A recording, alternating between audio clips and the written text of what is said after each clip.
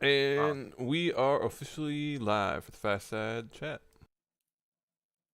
So, not too much going on this week that I can think of. We kind of finished up the Yarnrith, and so that was the ninth. So I guess we have not had one since that ended.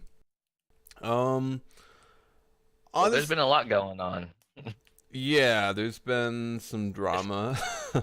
It's been a big week for drama. A Yeah, lot of popcorn. that definitely seems kind of inevitable sometimes. I suppose I think it's pretty synonymous with WA, but I know that it means that we're doing something wrong necessarily, but it seems to pretty much happen regardless the past 17 years. Yeah, I mean, it's unavoidable. There's always going to just be something that goes wrong, and you know what can go wrong will. Yeah. Excuse me for eating some grilled chicken. So we've got look at the calendar here. Don't think we have really anything big planned. As far as a few people have been asking about the Icer 5v5. I don't think there's any plans to do one this month. We'll see. I don't think anybody's talked about it yet. Yeah, But and if anyone does want to try hosting one of those, we are going to need at least a 2 week notice. So if you're out there and you want to host something, if you want it on the calendar and you want it official, give us at least 2 weeks, and that will get you the best chances of having it sponsored or kind of promoted by us. All right, guys. hey, yeah, I mean, I'm totally happy to have more events on the calendar and people hosting events is always awesome. So if anybody wants me to talk about stuff in Fireside Chat or post it in announcements or add it to the calendar, all that kind of stuff, can definitely do that to try to give everybody a chance to hear about it and show up. Okay, so I thought someone was trolling us by leaving and entering a bunch of times, and then I realized there was just 9 more people in the room. Yeah. I'm here. I entered the room, but it was glitching. I couldn't hear you guys, so I had to fix it several times. I don't even hear it because I'm in the streamer mode. So I mean, I have Discord open so I can see people joining, but as far as individual events, there's not really anything. I mean, just you can look at the calendar, the usual events, basically a couple of birthdays, but yeah, we did have the Yarnrith, the Warband competition end on the 9th. I think it's pretty clear we didn't have a ton of participation. I think there's a little bit, a lot of people were on LOAs and stuff, but honestly, it was I think literally half of my warband was. I noticed that. I think overall, though, it was pretty night and day difference from the House War. And a few people talked to me after and said they were kind of burned out from the House War, too, so that could be part of it, but... And not to make excuses, but I only had 1 day off during the entire event. Yeah, well, I tried to shorten it because I felt like the House War was too long. And then I had the Google Doc, which listed all the challenges so we could keep track of it better, but... yeah, I think ultimately it just didn't work that well, and I think, yeah,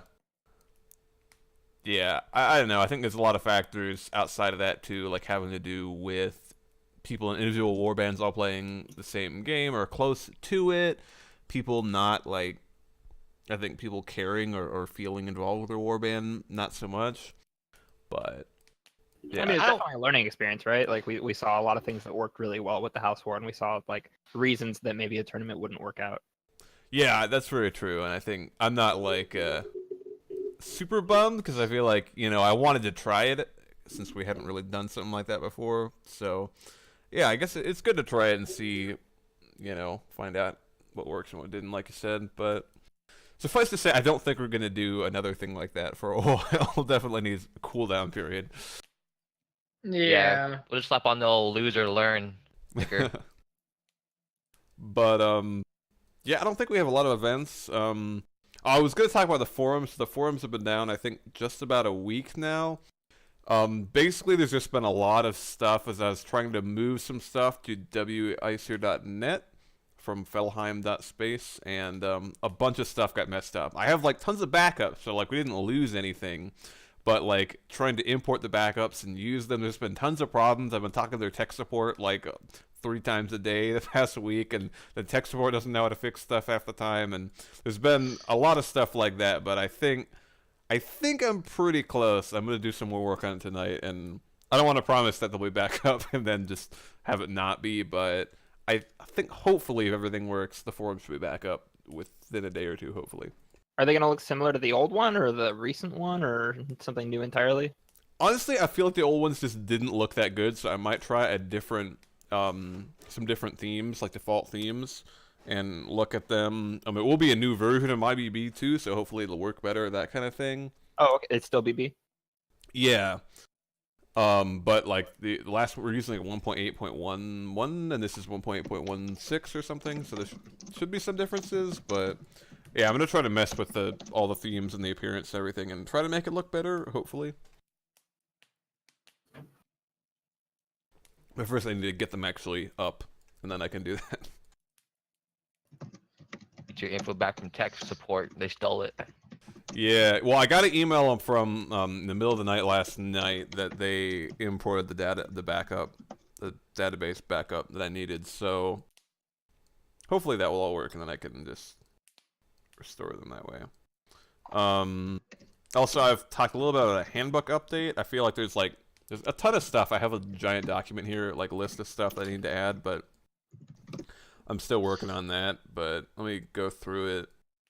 Just look at some of the stuff I was looking at, and some of this has been talked about in the all thing. Some of it most of it is various suggestions from people. I don't think really any of this is stuff that I just like came up with out of the blue. I think it's stuff that people suggested, but we were planning on adding some more specific rules for like chat. This is mostly stuff Soulite came up with. I think he posted it in the incident discussion, like the Berserker chat and stuff. Mostly just about not being mean to people, essentially, to dumb it down. And other than that, let's see here. So temporary exile is a new thing that we have that Soulite came up with. That we're planning on adding, like, because it feels like with the old things, if we were punishing people, it was either warn them, demote them, ban them. It's pretty much all we had, so we're planning on adding some basis for like muting people in channel, like not letting them type in a channel or temporarily banning them as like a punishment if necessary. Other than that, let's see. Some updates for the ranks, like longer time requirements, which kind of goes with changing the nature of the ranks. So we're looking at making Scout sort of like the newbie rank. Like if you're just joining the clan or you're just coming back after a really long time, you don't know what's going on, then Scout is where you're in WA, but you're kind of there to like learn and figure out what's going on and like find your way. And then Warrior is like the normal rank. So most people will be Warrior. That's a regular, typical member, does everything right, all that. And I think it kind of fits with the clan name too, because we're the Warriors, right? So My warrior dilemma comes to fruition. Yeah. I think this came from Soulite. I think as a result of you. I honestly wish I could like give credit for everything, but I just keep writing stuff down. I can't remember where stuff originated. I mean, I remember you bringing that up. We typically all come to the same ideas, anyways. But we always have our own versions of it. Yeah.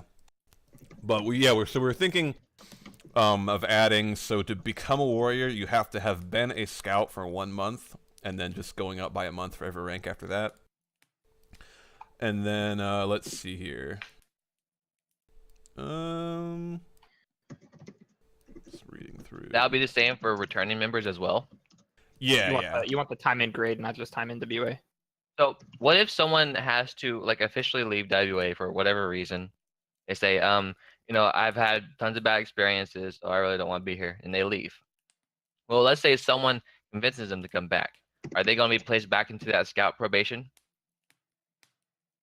I would say probably not. The idea is that if you get demoted, you wouldn't get demoted below warrior, because you don't go from warrior back to scout. Like, either you're a warrior or you're like fundamentally breaking rules in WA, and you shouldn't be in it. So basically, is that the thinking is that it's warrior or not. So I think, and that's kind of a good question. We can probably talk about that too if anybody has more ideas on it. But I would think that if you like took an LOA or you left temporarily or something, you would come back at Warrior, assuming it was not that long of a break where like you would still kind of know how things work in the clan.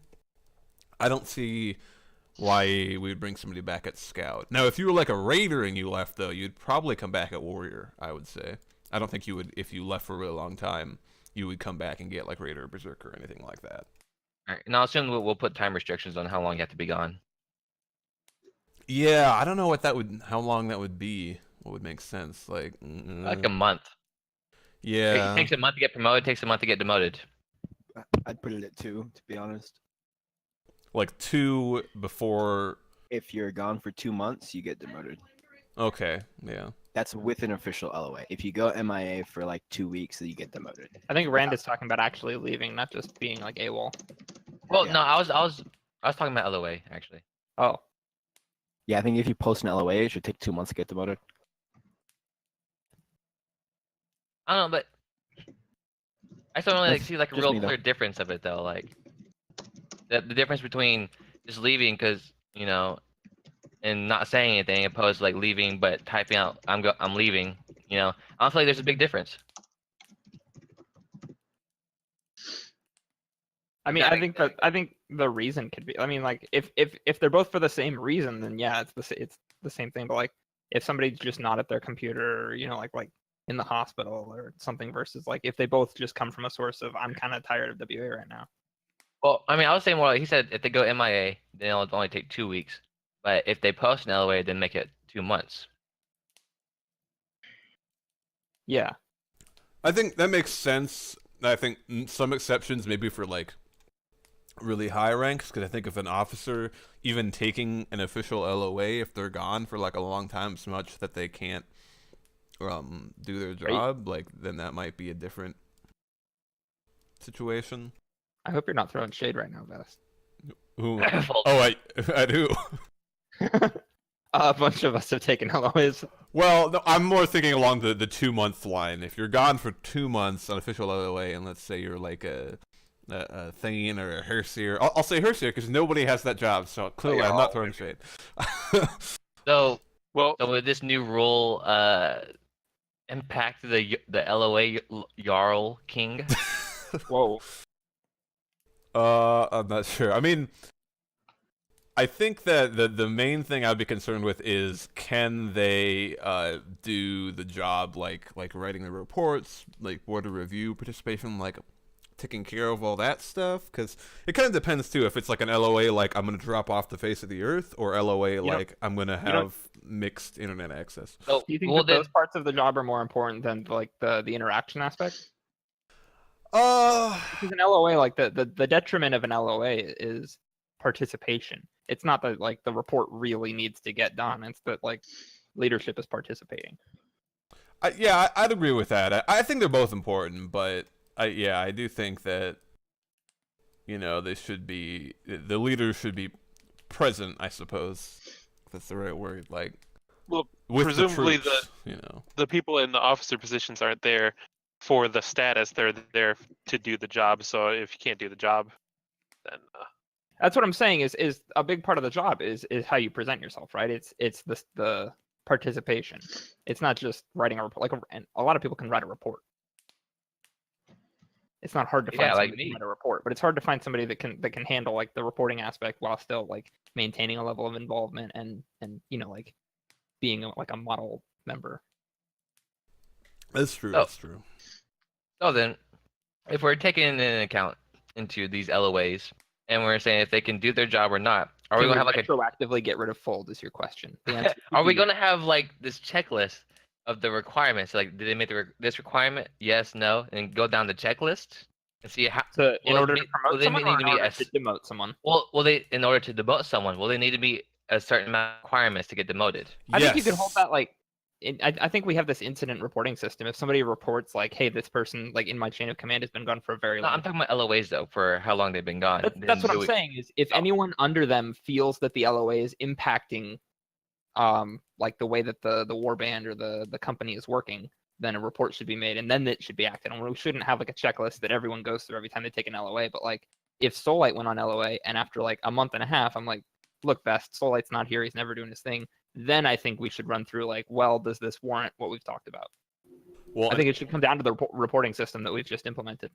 that I agree with, but also it reminds me of another thing I have on my list, which is I'm going to make like a more specific board review thing, which is going to be, instead of like searching out voice activity or whatnot, just going through the bullet points for the rank for each member and just saying, are they doing it or are they not doing it, and just going that way. So then basically, if they are like meeting or exceeding all the bullet points for the rank above them, then they would be promoted. If they're not meeting the bullet points for the rank they're at, then they would be demoted, etc. And I was going to make like a specific little format people can just copy and paste for board of reviews, was my thinking. So, and then I think what I'll probably do is I will do a board of review for the Jarls, and do the same thing for them. Just in I case. hope it's shady. I hope you throw them so much. Yeah, I think there's any way that we can get away from tracking the amount of times they type in chat and how many times they get in voice. I would love that if we could get rid of that, Yeah, but replace it with something good. I would love it. I think more than like actual numbers, like levels of involvement is what matters. Like if I see someone has like 300 messages, I don't think it's any different than someone having 400 messages. But if I see someone has 0 messages, obviously that's worth noting. Yeah. So do you think if we start doing that, it would put more of an emphasis on tracking what members are doing in events and in the archives and stuff like that? What do you mean? Well, if we're not going to be tracking, if we're only going to be looking at their activity and seeing what they're doing, then we're going to need a more reliable system of knowing what they did. Well, I'm saying the system we have now, in my opinion, is useful because it can track not how active someone is, but the fact that they are active. I think knowing who, like as a Huskarl, I think knowing who in my warband is active and who's not active, that's what matters. That's when I can reach out to people. I've reached out to a couple people and I've felt like it was successful from like, hey, I noticed you haven't been around. Are you doing okay? And they're like, oh yeah, I got this real life thing going on. It's no big deal. Or maybe they have like a legitimate issue. I think reaching out based on those results is what matters. I don't think like judging. I don't know. I don't think that participation in events is really like what it comes down to. Yeah, I think when we first started doing the board of reviews, I believe it was Soullight who found out that we could do that. We could look up all the voice activity and the text message, and we're like, this is pretty cool. So it never really was official, but it became the standard. But I think pretty much everybody agrees like it's not actually that great. So I think probably what will happen is I will write down in the handbook that you can't like how to do that. And if you're looking in your warband to promote people and you're like, oh, I've never talked to this guy, then you could look that up if you want to just see, oh, he's been in the voice a million times, let's haven't talked to him, or something like that. Because activity is a requirement for a couple of the ranks, but yeah, I think that another thing that the whole voice activity, text activity thing does is it makes the emphasis seem like it's only how many messages you send, which really, I mean, I agree, I don't think that that's that much of the story. I mean, if you're literally never online on the server, that's a different thing, but yeah. But yeah, my hope is that with this checklist kind of template thing, having that in the handbook, it'll make the board of reviews and make it really clear for new Huskarls how to do it, and it will, I think, work better for promotions, because instead of being like, oh, this guy's talking all the time, it would be like, just, bullet point by bullet point as you meet the requirements, so. Yeah. Oh, I can shout out to Toronto Veffer's new Outriders system, which got announced. I am adding that to the handbook as well to kind of explain it, but that is an announcement, so I think it's super cool. I think anytime, if you guys have anything you want to add to your warbands, I guess, like that, I think it's fun, and hopefully it gets people excited about it. Thanks, Vest. I find it a little confusing. The Outriders system? Yes. Well, probably Dronveffer is the best person to explain it since he came up with it. Now sounds like a great time to explain it. Oh, great. Yeah, there's so many people. That would actually be. What? I didn't understand what he said. Go for it, Drom. Okay, well, throwing me under the bus here. I wasn't ready for this. You can talk to him after Fireside too if you wanted to clear it up. No. It's just the Outriders. I mean, aside from all of the the lore that I have built around it is basically a optional system to gauge people's activity without all the whole rank system. I think it was Rand that always wanted a sort of way to gauge people's involvement in WA, like branching paths. I think you've said multiple times, Rand.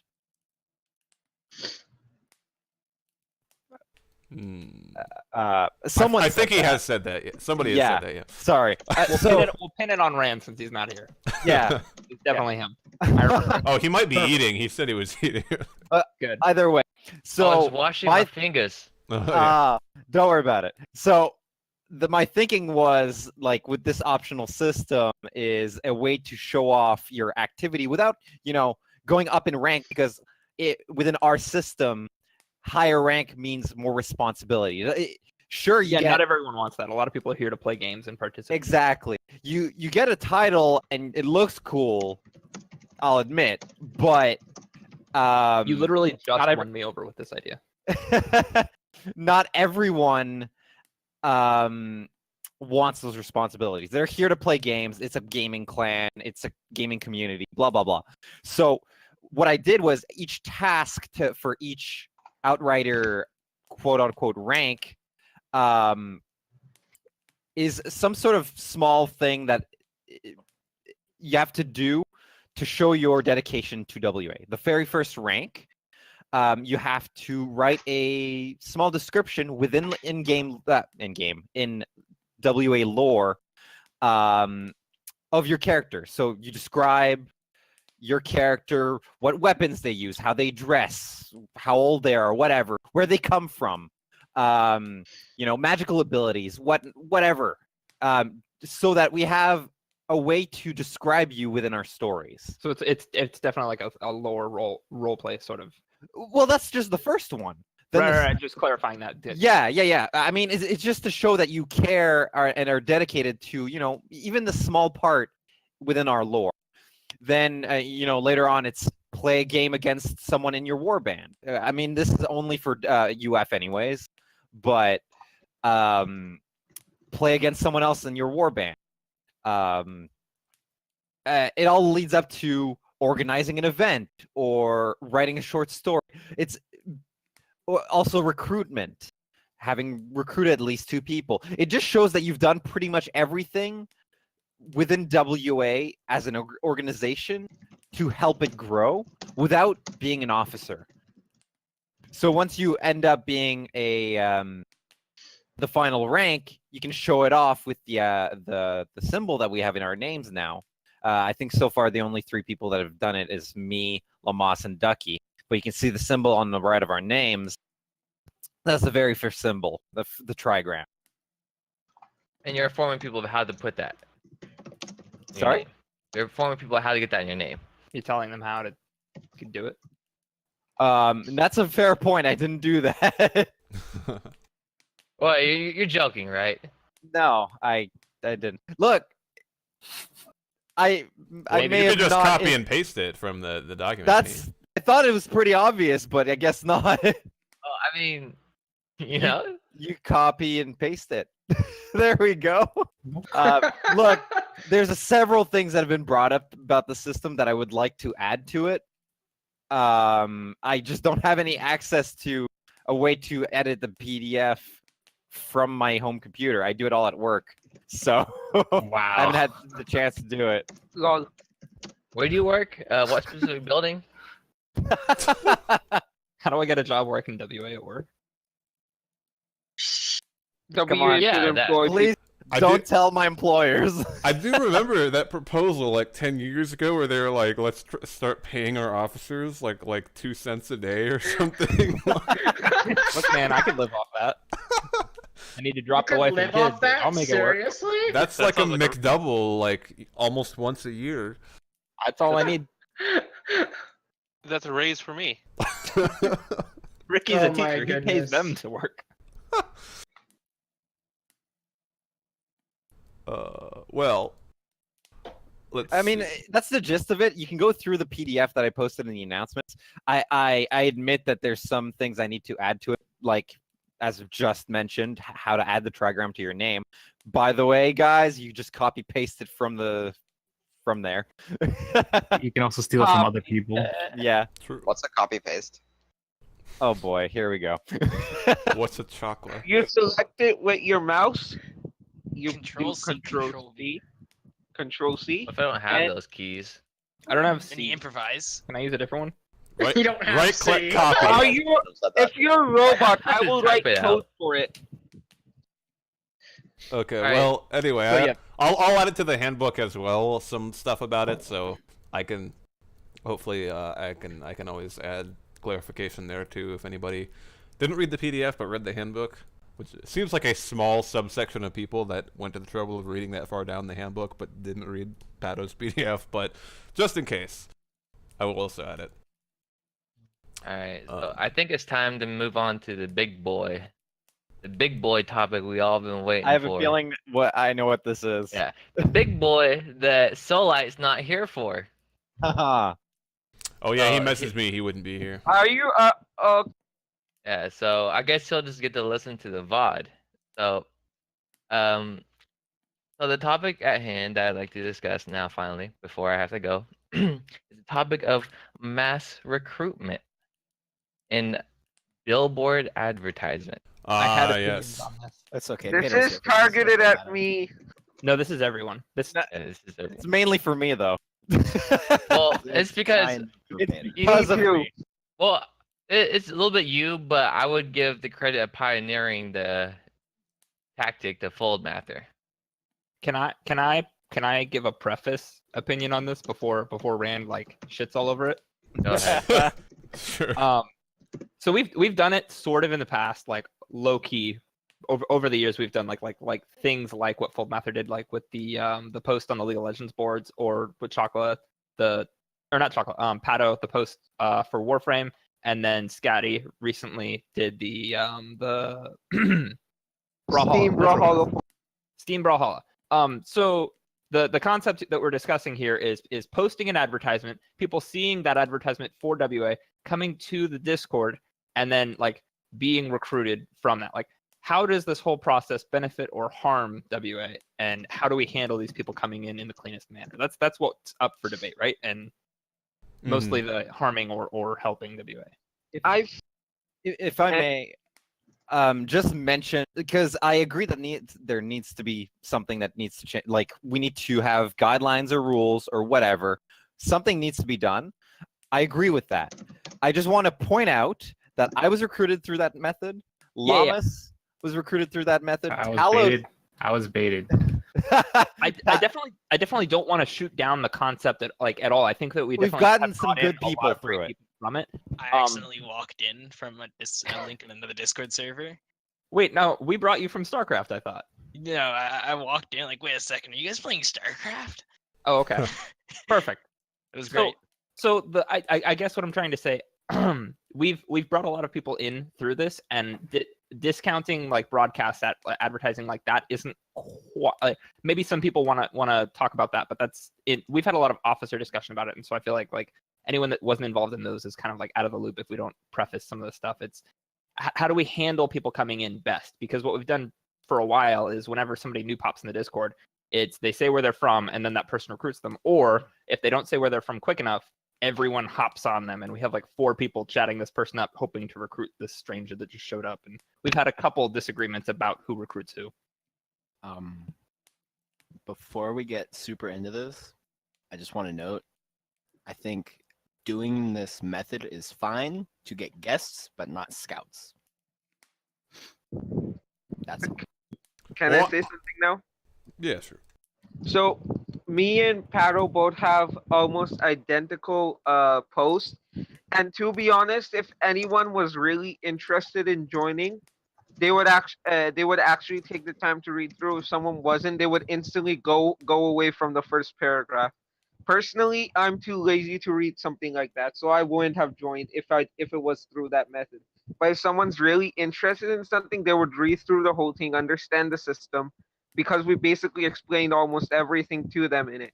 So the post is so long that if you're not totally ready to commit, you would never read it and join. So you Because want you want like a shorter, like, hey, we're a gaming clan. No, I'm saying that as a point, the thing is so long that if someone isn't committed enough, they will not join, because you have to read the whole thing to understand what we are and what we're doing. If you don't, then you'll be stuck in between and you'll just join the clan randomly. Let me. I don't. That's I'm not not what sure I'm about the talking about at validity all. of that. Go ahead, That- Ducky. That's not what I'm talking about at all. When I say these posts should be used to get scouts, not guests, does not mean that I think that we want committed members. It's because we don't want toxic members. We need to look at someone and decide if they're WA material before they're recruited, not after.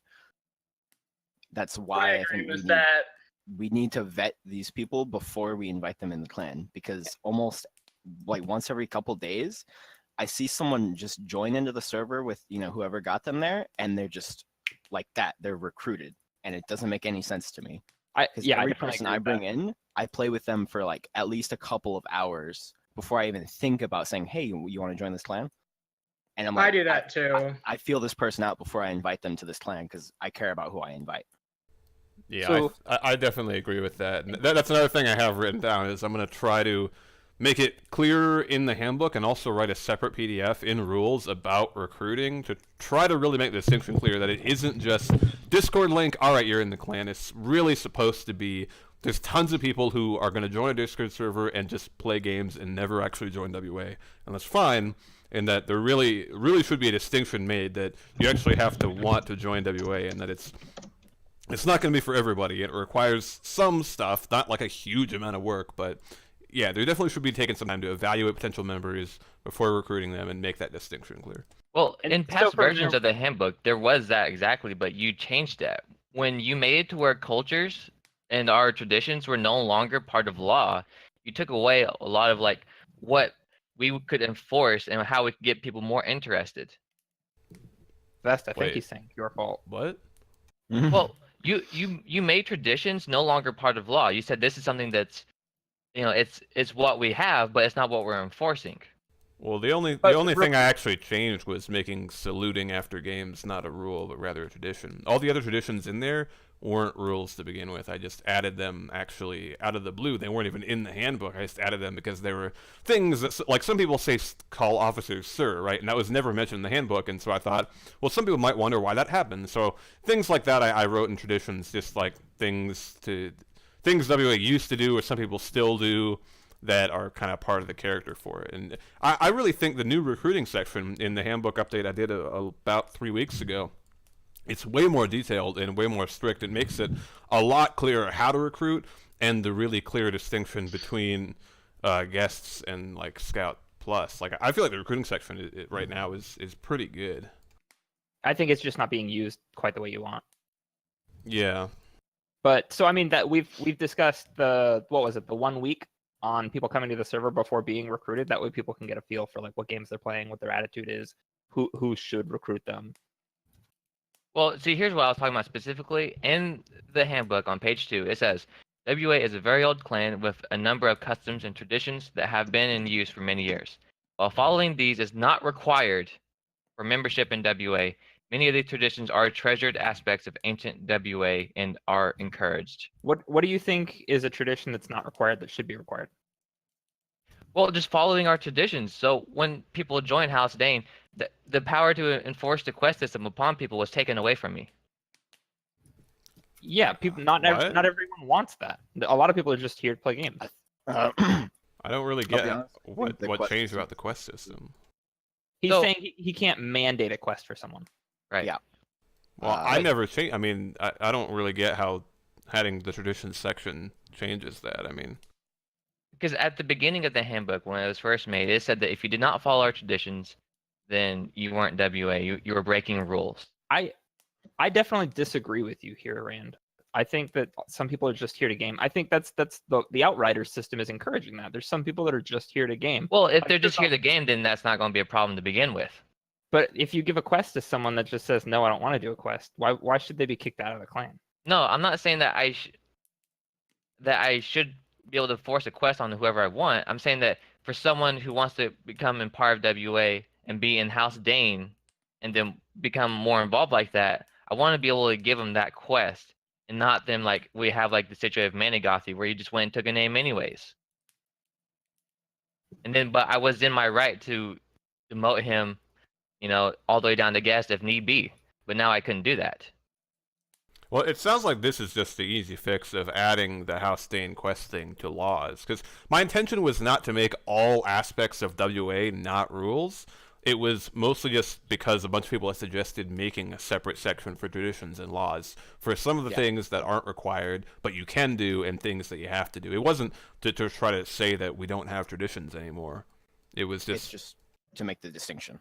Yeah, so I can just add to a bullet point to laws just talking about the Dane quest system and making that a rule of, like, I mean, I think if you want to make it in-house Dane that you can't take a Norse name unless you do a quest, I can add that if you want to do that. Yeah, that's what we've been doing. The thing about it, I'm not, like I said, I'm not gonna force these quests on people if they don't want to take a name. That'd be like very irresponsible and abuse. But I'm confused what the goal is here. You don't want them to move up in WA without doing the quest system, since the Norse name is required for ranking. Only for Berserk. Yeah, only for Right. Berserk. So they wouldn't be able to rank up without participating in the House Dane name quest. Right. In their quote unquote heritage, which makes sense in this specific instance. I'm fine with that, and I think it's a House Dane matter. If you want to say you have to do the quest to get a Norse name if you're a House Dane member, I mean, I'm okay with that. Yeah, I think as the leader of House Dane, Rand's within his rights to request that. If we want to change that, that's a topic. I guess my confusion comes up because it's not a house issue at that point; it's a rank issue. If somebody has all the leadership requirements, then it seems like it's less of a house issue and more of a chain of command. Yeah, well, I think that's another issue entirely though, because I feel like, certain members might want to, maybe they'll want to rank up within the WA and maybe they want to be a raider or something, but maybe they don't want to be a berserker. That's fine. They could just be a raider. Rand's not saying they can't be a raider, but if they want to like be a berserker and do these things, which will also require a Norse name, and if they want to take that Norse name, then because they're in House Dane, they have to do the name quest. It seems like that's and that's there's not that's a precedent for that for any other house, I guess. Yeah, That's it's true. just It's just something punishing House Dane members. Well, that's the thing though. The House Dane is different from the other houses. It's a way House Dane sets itself apart. It's not necessarily a bad thing, and certain members of House Dane may not like that. I feel like I've had members tell me they don't like the quest system. It sucks for them in a sense. But I do want to say I love the quest system. I think it's one of the best things that Rand has done. I like the quest system. I don't like the idea of forcing it on people if they like WA but they don't like that aspect. I don't think forcing a house system on them for chain of command makes a lot of sense. Yeah, the thing is though, that I would agree with you there. When it comes to chain of command and house rules, there's a little bit of a difference, and a line kind of does need to be drawn. But I think that it's kind of on a case by case basis. Like, I'd say like Manigothi's different, right? Like Manigothi, it's not that he wants to be a berserker; it's just that he wanted to take a Norse name. And he didn't want to do the quest, and Rand should be able to punish him for that. I think that's kind of what Rand's getting on with what he's saying here. I think if we really had a situation where there's a member who does not like Dane tradition, but they just happen to be recruited into Dane, and they are leadership material, and they have been around for a while, then I think we could work something out with Vest. But until that comes, I don't think it's a big issue. I agree. It's probably not a big deal. It seems odd to me, and I feel like I should say that. Yeah, I would say I don't personally agree with it, but Rand is within his rights to ask that, I guess. It definitely is a bit of an intersection between houses and the actual rank system chain of command, because it is a requirement you have to meet. Yeah. And then we have a requirement for your requirement, which is just a Dane thing, which it might suck for that Dane member, but they're a Dane member, and Danes are, they pride themselves, Yeah, I think it's. I mean, I guess from my half, which is not the House Dane part, but the regular chain of command part, I think it's fine because I think if you want to get to Berserker and the quest system, how it works, Rand is like, okay, let's do a quest, based on what you are good at or like to do. So it's like customized. The quest there's has no been reason. very well.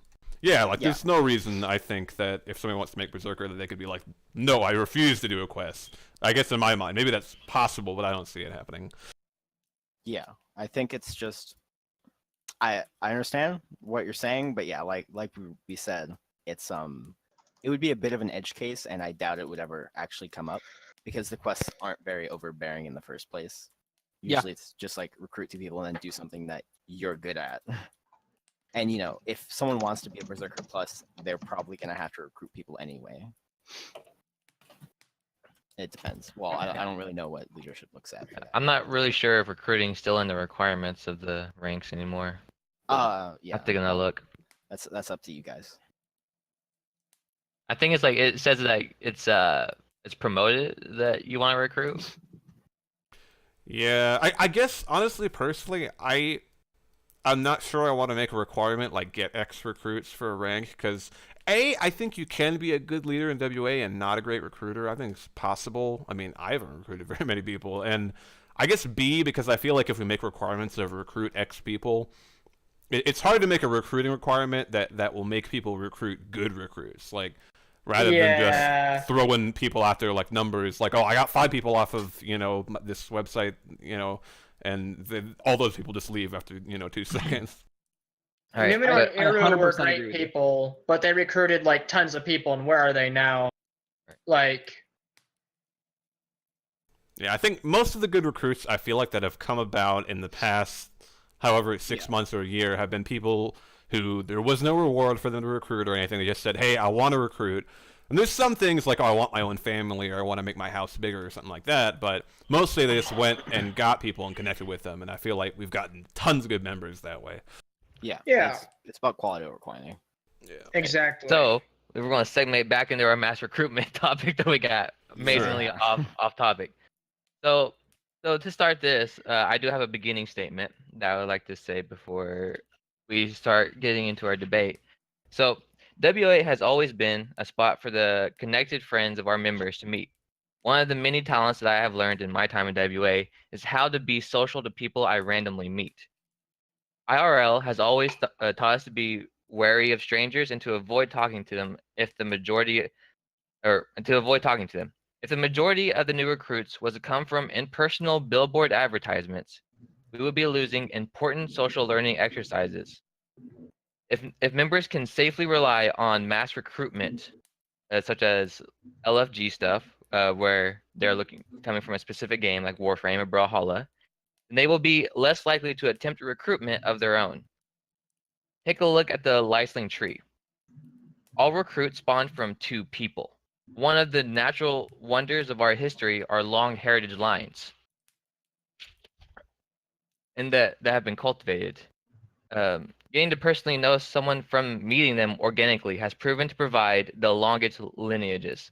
As some members of Dame have said, the lineage of mass recruitment has turned lineage trees into bushes. And it is my true feelings that by encouraging members to explore the worlds of games, discover new relationships, that we can continue to help people grow to better versions of themselves. I guess my feeling on the whole mass recruitment thing through links, like you said, is that I want to address it at the very least. My first thought on addressing it is making the distinction between just joining the server and instantly recruiting people, like we mentioned earlier, and having to work with them and making sure that is a rule, that you can't just grab people from a link and make them WA members. And I think that meets some of the things you're talking about in that if we make sure that people have to actually get to know recruits before they recruit them, then I feel like that does meet some of the issues you mentioned, right? Yeah.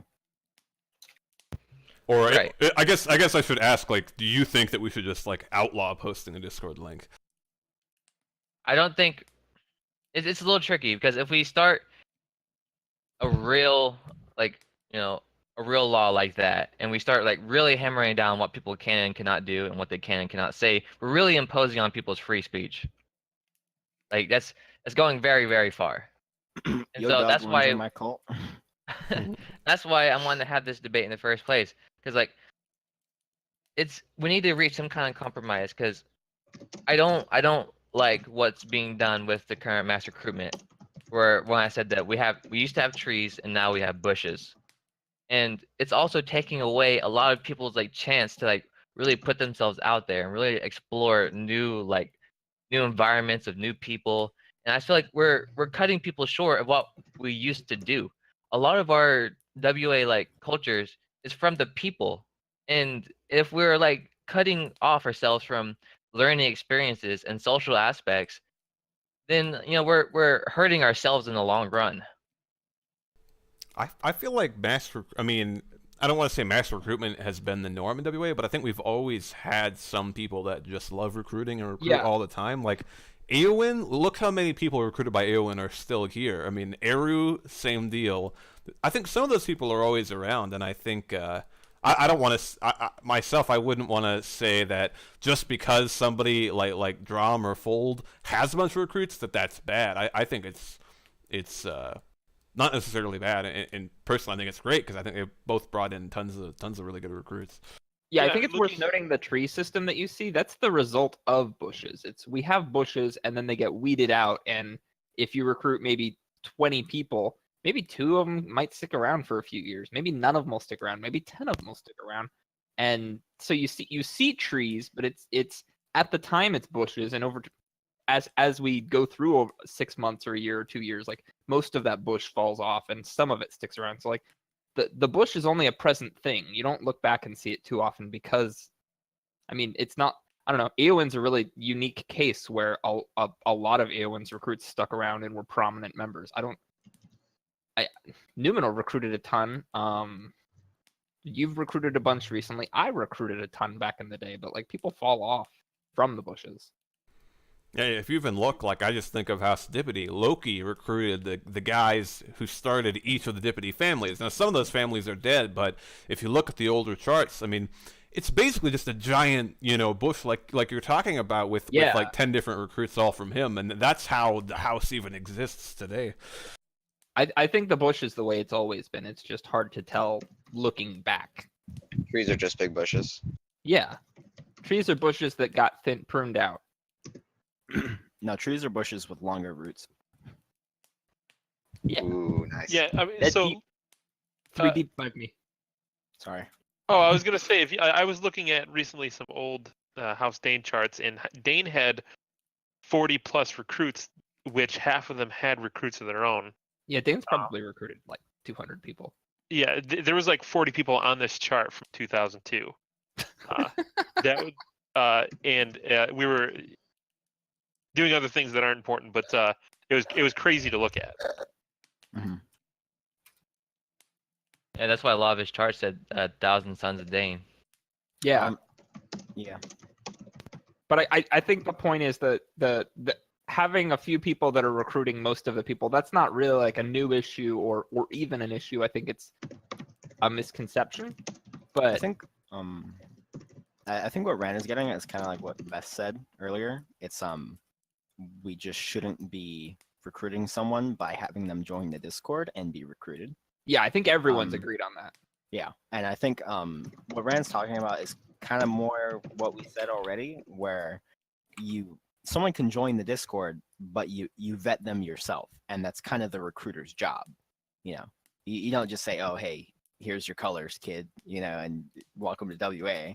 You actually get to know the person, and that's kind of what Rand is getting at. And I think as long as we like mass recruiting, not in the sense that we might have been doing it lately, but how we should be doing it, and if we're doing it properly, I think it makes everybody happy. So I was a big fan of whoever mentioned in the alt thing, I think it was the 7-day rule on when someone comes to the server. Is that a good way of doing that, or of ensuring that that gets done? Obviously, someone being here for 7 days doesn't guarantee someone will talk to them, but it ensures they don't get hopped on like that. I think it's a good rule, but it's too long. You know, like That's 30 my days? opinion. I A think lot of it people should don't be come from random links. 3 days. personally. I think it should be 2 or 3 days, but I think I don't know. I feel like it should also kind of depend on the person as well. Not saying people are special and they should get recruited right away. So you think But if someone's like incredibly active for like a day or think- two, maybe message someone in their Yeah. chain of command saying, "Hey, this guy's around and I'm playing with him a lot. Can I recruit him?" Yeah, kind of like that. Yeah. Now sometimes we have guests that kind of just spring up and become active. But I mean, if you bring someone in, not say from a Reddit link or whatever, but if you're playing with someone for like a long time, like say you met someone on a game, right, and you become friends and you play for like a day or two, I don't think you should have to wait 2 days after you join the Discord to get recruited. I think That's a really good point. yeah, I think if you recruit someone who you made a friend with a few days ago or whatever, then you should be able to recruit them right away. Like if I've known my friend for 2 years, I should just be able to recruit them. No Do you questions think asked. getting a blessing from the chain of command is a good way of having like an exception to the? I think the time limit? I was just thinking that. think- yeah. I think if you want, here's final 2 days on people that join the Discord, but I think any Warrior Plus should be allowed to petition their Huskarl to make them exempt from that 48-hour timeout or lockout. I think that's a very well thought out system. Sounds good, yeah. So ask your Huskarl, hey, can I recruit this guy right away? And if they say yeah, then you're good to go. Yeah, I think that's perfect. And the Huskar can even ask, double check, have you had WA explained to you, and that kind of thing. And I don't know, that sounds good to me.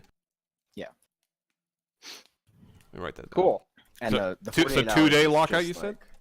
Yeah, I would say 2 days because like 1 day is kind of like and it's kind of just there so that people don't see so and so joined the Discord and you have, like you said, like 3 or 4 people hopping on them. Personally, I don't think people should be hopping on guests anyway.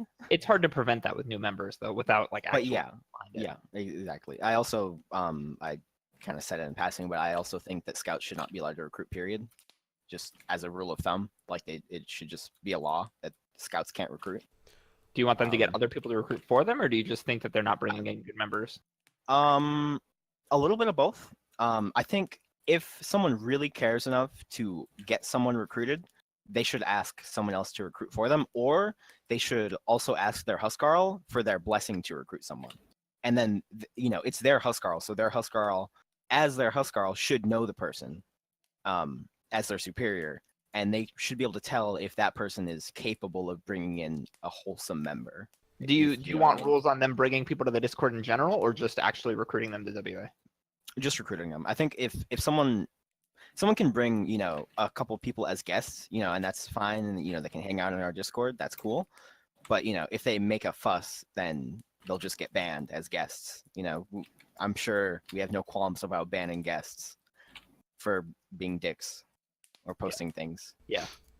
I definitely agree with that because, especially with some of the changes I was hoping to add to the rank system, the idea is scouts are new members anyway who might not have a full grasp on how WA works to begin with. So having Warrior and up only being able to recruit makes sense because by that point you're supposed to know everything about WA. So then you can actually explain it to other people at that point, or you can be. You can teach. Yeah, you can be relied on to recruit properly at that point. No Exactly. offense, but that's a pretty big assumption because scouts, some scouts like myself has had recruits that bypass us in their own ranks. Like I have. Well, It's sad, but it exists. I would say you're a scout because you're inactive. You've become more active recently, but I joined like 4 months after you, and I was in berserker. Cali. Yeah. It's, Exactly. Like I you're think- in LA, but I don't think he's blaming you. I think he's Yeah. saying like that'll happen naturally. it'll happen. Like just because you recruit someone doesn't mean they're gonna stay below you forever. Yeah. Or just because someone's newer than you. And part of that too is this is like some of this is going with some changes that I haven't yet made to the handbook. So my intention is that Warrior and Scout requirements will change a little bit. So maybe not every warrior who is a warrior right now knows the whole WA system. My goal is that with the new handbook, all the warriors will be expected to. Yeah. In the future. I don't mind that idea of the recruiting thing, but I think you would have to add another rank like cadet to like where you're a cadet and for a week or so. Oh, don't you're want saying to so be we were So talking about a prospective 2-day recruit. lockout. So you're saying like a rank they would have for those 2 days? I think I think what Ricky's getting at is you put someone, well, let's say you have a guest, right? And you bring them to the server and you kind of want to claim them of sorts, like, hey, I brought this guy here, I made friends with him on the Discord, but I'm waiting, right? Because we're waiting for the 2 days. And then say I can't get my Huskarl's approval, or I'm still feeling this guy out, but I want to claim him as my recruit because I intend to recruit him. Like, I'm going to recruit him, but we're waiting. I think Ricky's saying that person, instead of just being a guest, should have a custom role like cadet or I whatever. disagree. yeah, I so- think that goes against the whole point of the 2-day period if you can still claim people immediately. That's not what I'm talking about. What I'm talking about is when people are first brought into the clan, you can give them the cadet role and then quickly move them up to scout for 2 reasons. So they can continue to recruit, which is fine. But then also it's good for new members to feel like they are being appreciated for being there. Yeah, that's And the kinda moving what up I was to getting at. scout is minimal and worthwhile. I think all that can be achieved with them starting at scout and then moving up to warrior. Well, I think, are you guys concerned that it would be forgotten, like whose link they click to get here, or like who should have dibs, or what? I No. I think it's about people wanting to feel wanted, in a sense. Like, correct me if I'm wrong. Because the move from scout to warrior is like a month, and just like the idea of coming in as a cadet instead of a guest, like I think that shows like a good intention. Like, hey, I'm here to become part of WA. I'm interested in that, so I think that's why it's kind of a good idea to have a 48 holding period as a cadet versus a Mhm. guest. If they want to join. So Yeah. you want to differentiate guests from like guests that are just here from guests that are here intending to join. Yes. Yes. Yeah. Yeah, that makes sense. It might be hard to differentiate though, because I mean, I feel like half the people that join this clan, or that join the server, people kind of want to recruit We them. tricked them into it. Well, it's I would not say every someone should go through their Huskarl and have the Huskarl assign the role, or a Thane or whatever. Yeah, I don't think Not- Huskarls can assign roles.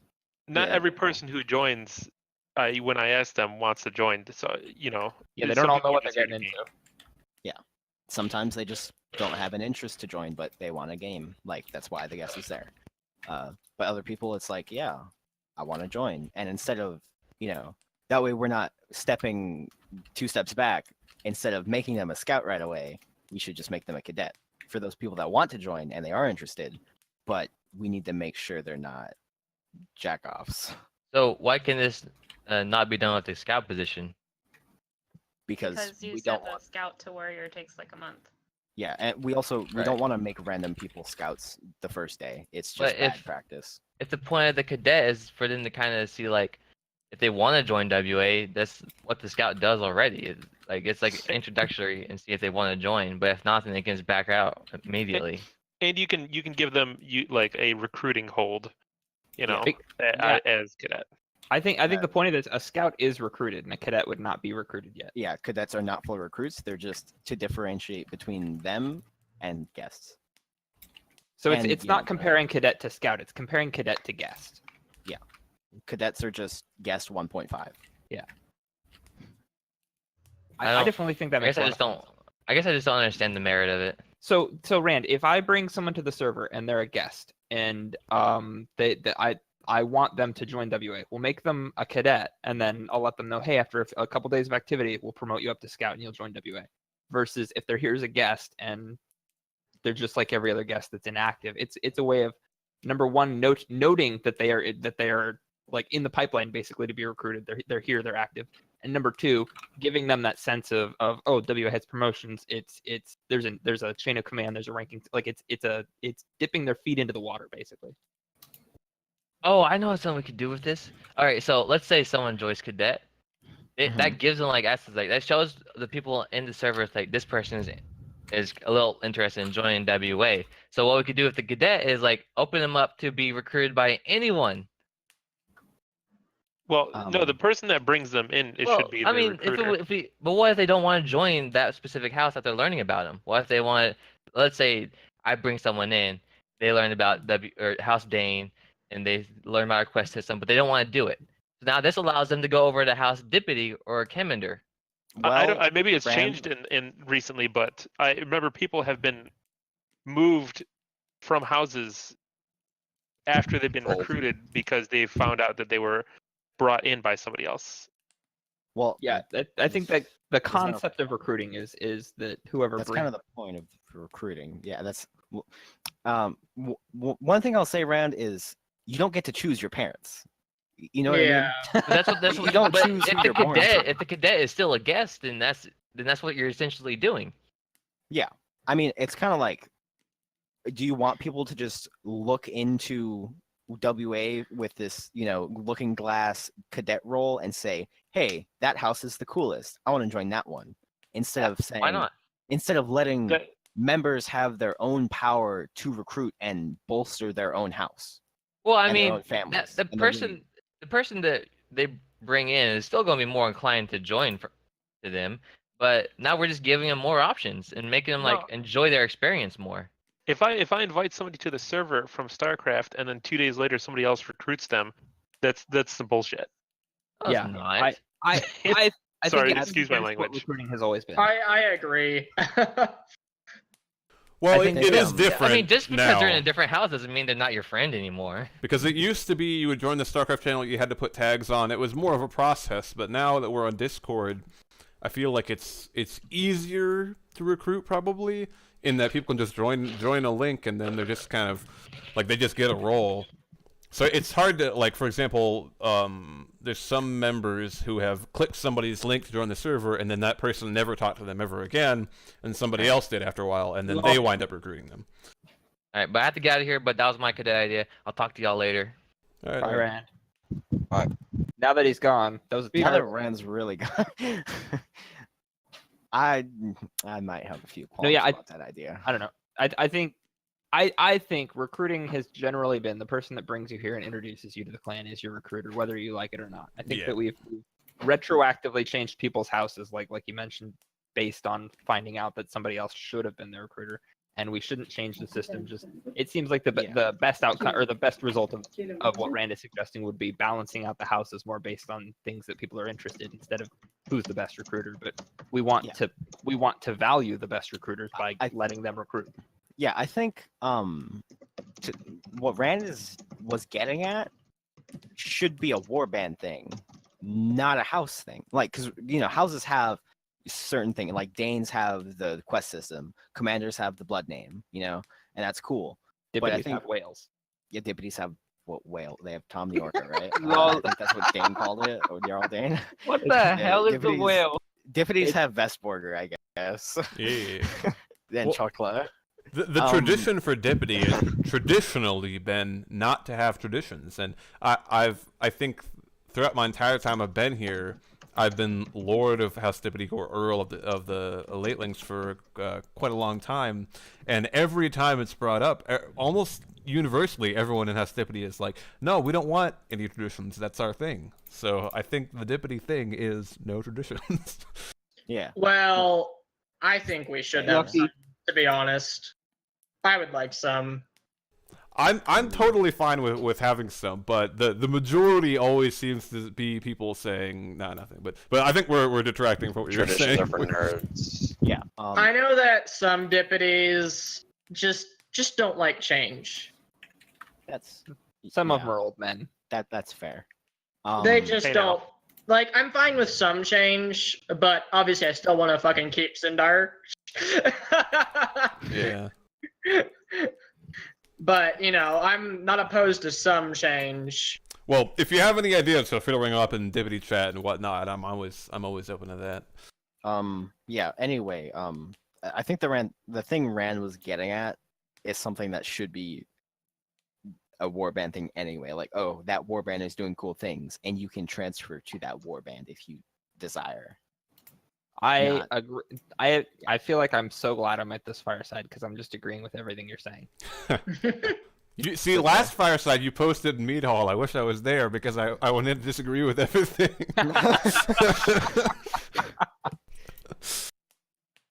It's okay. It's not uncommon for people to agree with my ideas. Anyway, where were we? Well, you're talking about Rand's idea about. Yeah, we recruiting, shot right? it all down. We're done with that. Okay.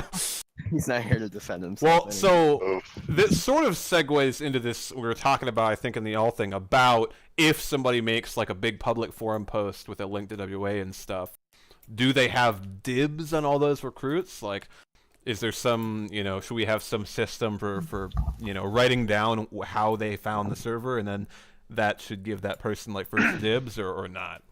Well, so no. So if the person remembers who brought them in, yes. If the person doesn't remember who brought them in, No. He's not talking about that. He's talking about if somebody puts Scotty's Brawlhalla thing is a good example. He put on the Steam forums a Brawlhalla announcement saying, "Hey, we have a clan, and anyone is welcome to click that link and join the Discord from there."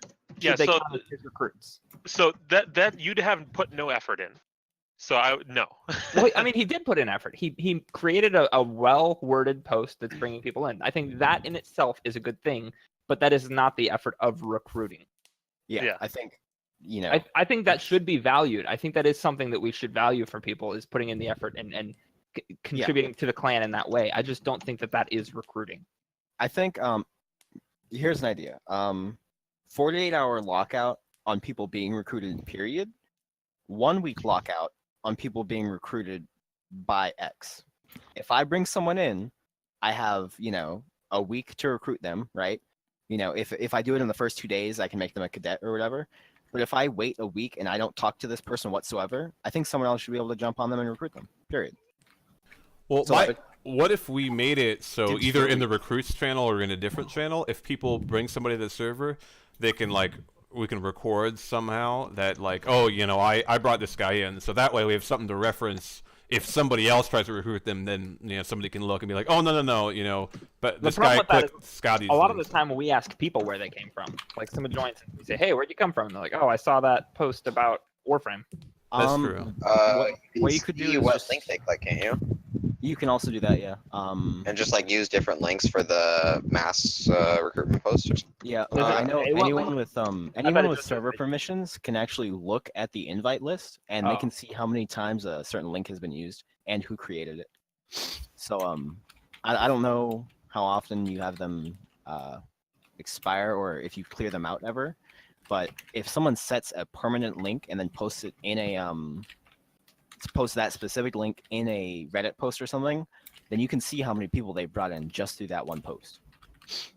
Now, I don't know if it'll tell you who was brought in, but it'll tell you how many, and you can kind of get an idea. Hey, I should have 96 recruits. Yeah, I should have 37 recruits from this one Reddit post on this one link. That's if they only post that link in just that Reddit channel, though. So it's kind of iffy. Ooh, Fold Master should have 200. Other than that, though, I think maybe have a channel where the only thing that's posted is, hey, I invited so and so. Just that's it. Like I invited so and so to the server. And that would Nothing keep track more. of the cadet system that we're Yeah, talking about. and no one posts anything in that channel other than that. So if someone's made a cadet, and you see, oh, I saw Scores invited some, weed smoker 420, whatever, to the server, I'm not gonna touch them for a week. Don't laugh at my Man, I haven't seen It's that guy just- in years. Yeah, exactly. Well, so with and cadets, you just respect it. That's all. with cadets, I think you should still all right, cool. Give them a House Dane permission or a House Dane light permission, Yeah. maybe, but they don't have to put down their last name yet. Maybe. The thing That about will that help. is though, if I you think give them that role, they're That's in it's WA considering them recruited. channels, and it kind of considers them recruited. Yeah, I Well, wouldn't you want to can give give them them a like white- a House Dane chat thing, and then Or they a wind up Warframe joining chat. House Dippity, and then they just get moved out of House Dane. Well, you could Yeah, just I make a would- role called House Dane Light where they wouldn't have those permissions, But House have- Junior. We already have quite More a few roles. roles. Role Hey, pollution is the it's fine. There's no- there's no role limit. Server. Well, yeah, but we're kind of reaching a bloat problem on the server already. Yeah, And only I a few don't- people would Like have just those look at roles. Soul Light's roles. I don't personally like the idea of adding another channel to the Discord, It wouldn't be another but- channel. but it would make it a little harder. No, I would not put this in the recruits channel. I would say put this in a different channel. No, yeah, I mean, you wouldn't have to make another channel. Just make new roles that only cadets would hold. Or no, I know that. I was talking about the other idea I had about having someone post in a channel, hey, I invited this person. I didn't recruit them, but I invited them. So, and then people, when they think, oh, I'm gonna recruit this guy, they'll go to that channel and they'll see, oh, this guy was invited 3 days ago by Lamas or by Squalris. We'll give them a chance to recruit this guy because they did the work to bring them into the server in the first place. Well, with And- some Discords, sorry, I didn't mean to cut you off.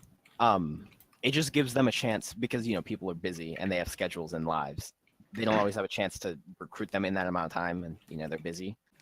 So the week kind of gives them a chance to recruit that person if they brought them in. Like if Scouthy makes a post, he should have the ability to recruit someone before someone else steals his recruit. Yeah. So what some Discord servers do is they just have a when you join as a guest, you don't have access to anything other than a Guest a only single channel. Yeah, Yeah. a single channel, so you can ask to, and you could just invite whoever's there. Basically. Yeah, I Just I like have that them put one. just have them put this is who invited me, and then they can join. The only problem with that is as far as I know, Ukobot automatically tags people as guests when they join. Mhm. And if you had this system in place, you'd have to get an officer online every time someone new joins, and they can't see Meat Hall. Well, Meat Hall's not restricted at everyone, so technically you can, but yeah. Are sit reps in Obsidian Hall and whatnot restricted? Do you guys see that? Sorry, think I they just do, yeah. noticed it. Yeah, 'cause they it can looks see like it. they can see it. Okay. I mean, so I'm gonna make this landing pad channel. So my thinking is we could just have it in the handbook that, so we can have Uko post in that channel anytime somebody joins, and then the idea is that people would go in there and welcome them and stuff and ask them where they came from, and then the idea is that somebody maybe would have to post in recruits the person's name and how they got to the server, just so it's down in writing somewhere for people to reference if they ever recruit them. Yeah. That's kind of what I actually- think of an introductions channel as. So should we use the introductions channel for that, or should we keep it as a paragraph spiel about who you are? I think it should say about who you are. I like the paragraph system. I mean, maybe it's just because that's how it was in the forums for so long, but I kind of like that.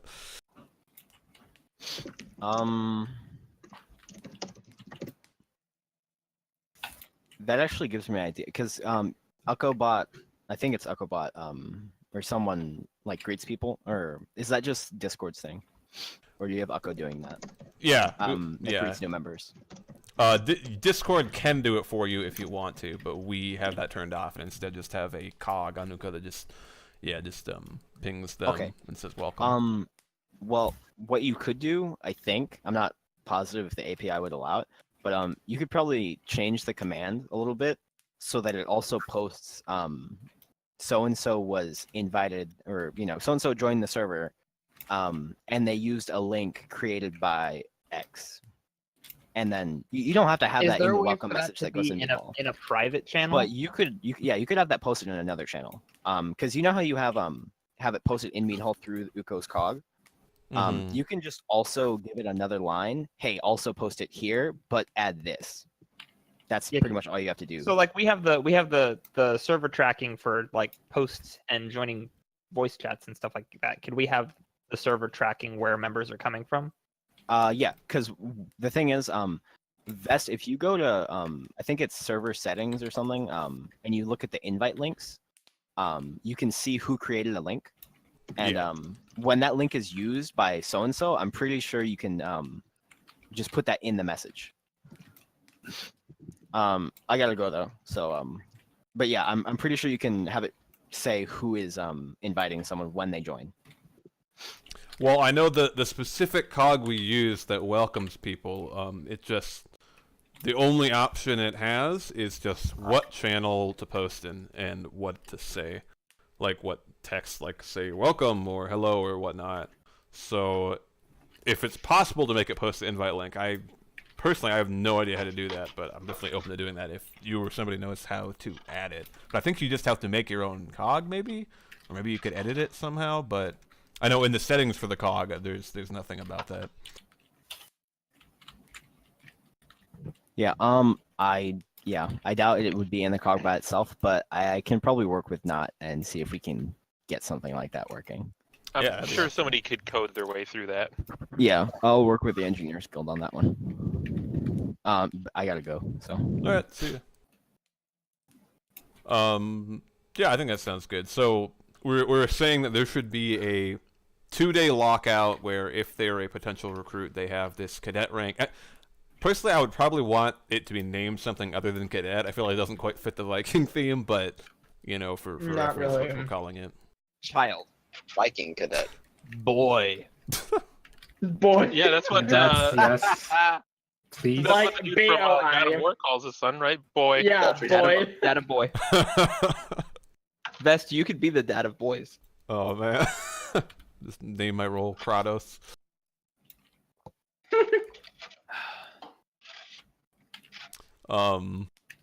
Yeah, so we're saying the 48 hours they have that role before they can be recruited.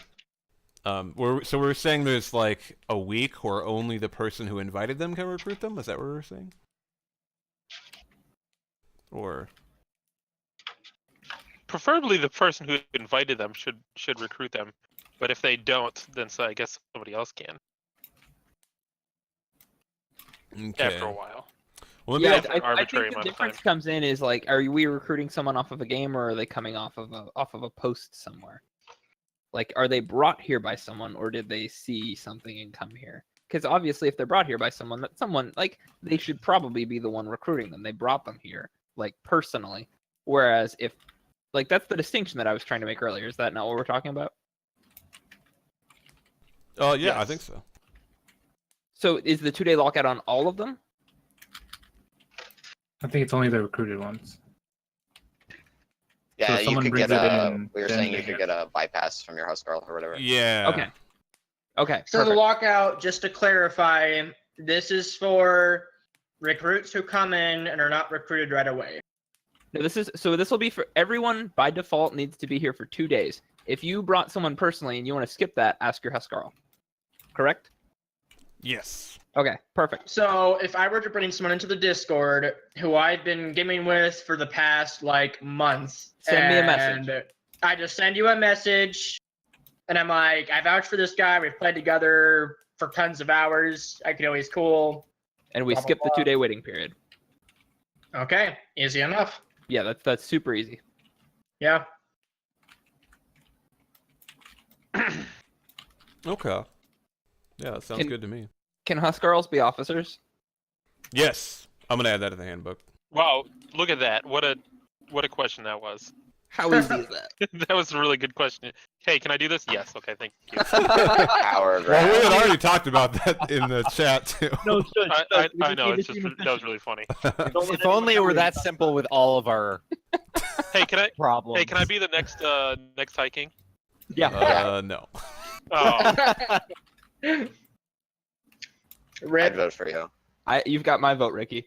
okay. Thank you. I'm trying to read through here, see if there's anything else we could talk about. So a few people had suggested like some kind of not safe for work / argument or something chat rather than Gunga Gap is this sort of meme spam. And you know the previous Yeah. approach was if you guys are having an argument, take it to Gunga Gap, and then there's like people posting memes all the time in the middle of it, and it makes it hard to do. Yeah. So yeah, my plan was Can't they do as- private?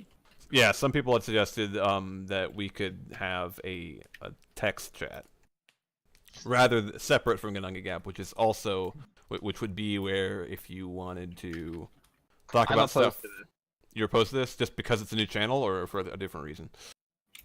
That's one of my reasons, but I don't know. I also feel like all right, if we're taking arguments somewhere, like, do we really want them to get too serious? I feel like the memes keep them on from getting like. Well, disturbing. this isn't necessarily Well, just I for exist. arguments. I originally proposed this idea because I don't know if you read the conversation skull, but somebody was like, "This is getting inappropriate. Take it to Ganunga Gap."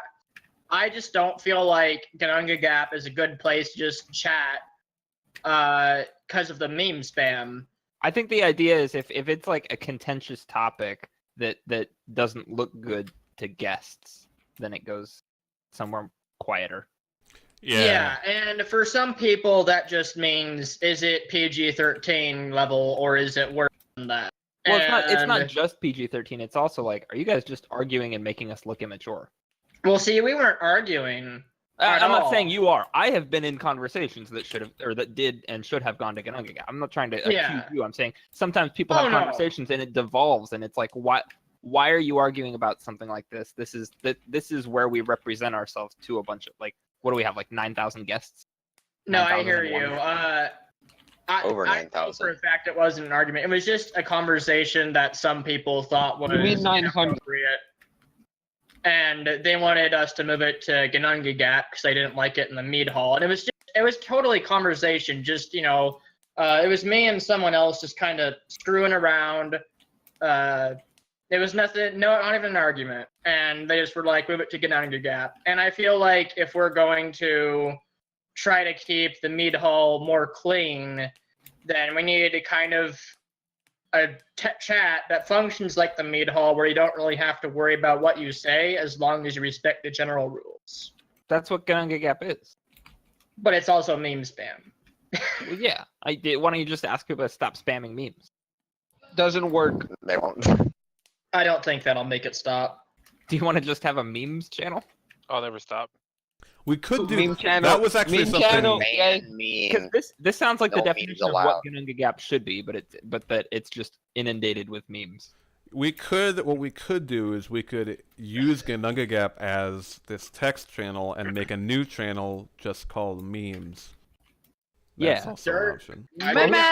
Who do we blame for the memes? Let me look. It's Con and Not me. Con, Roderlund, Con, Scotty. Talos. Yeah, I mean, it's a handful of people. Why don't we just get rid of them? Damn. No, you didn't give me any respect for the memes. I'm a meme boy. I don't see you. Big donor of memes. I donate memes better than anyone else. I'm not seeing it. Where's the evidence? Thinking emoji. Oh no. Oh, there's a bunch of chocolate. Okay, Dog! chocolate, you're on the list. Dog! You're getting snapped. Nice. Sorry, I shouted. Oh no. That's no bueno. So yeah, is anyone opposed to a meme channel? We actually Nope. used to have one. Can we I just know. ban memes? That's what I want, but I mean, if that's not an option.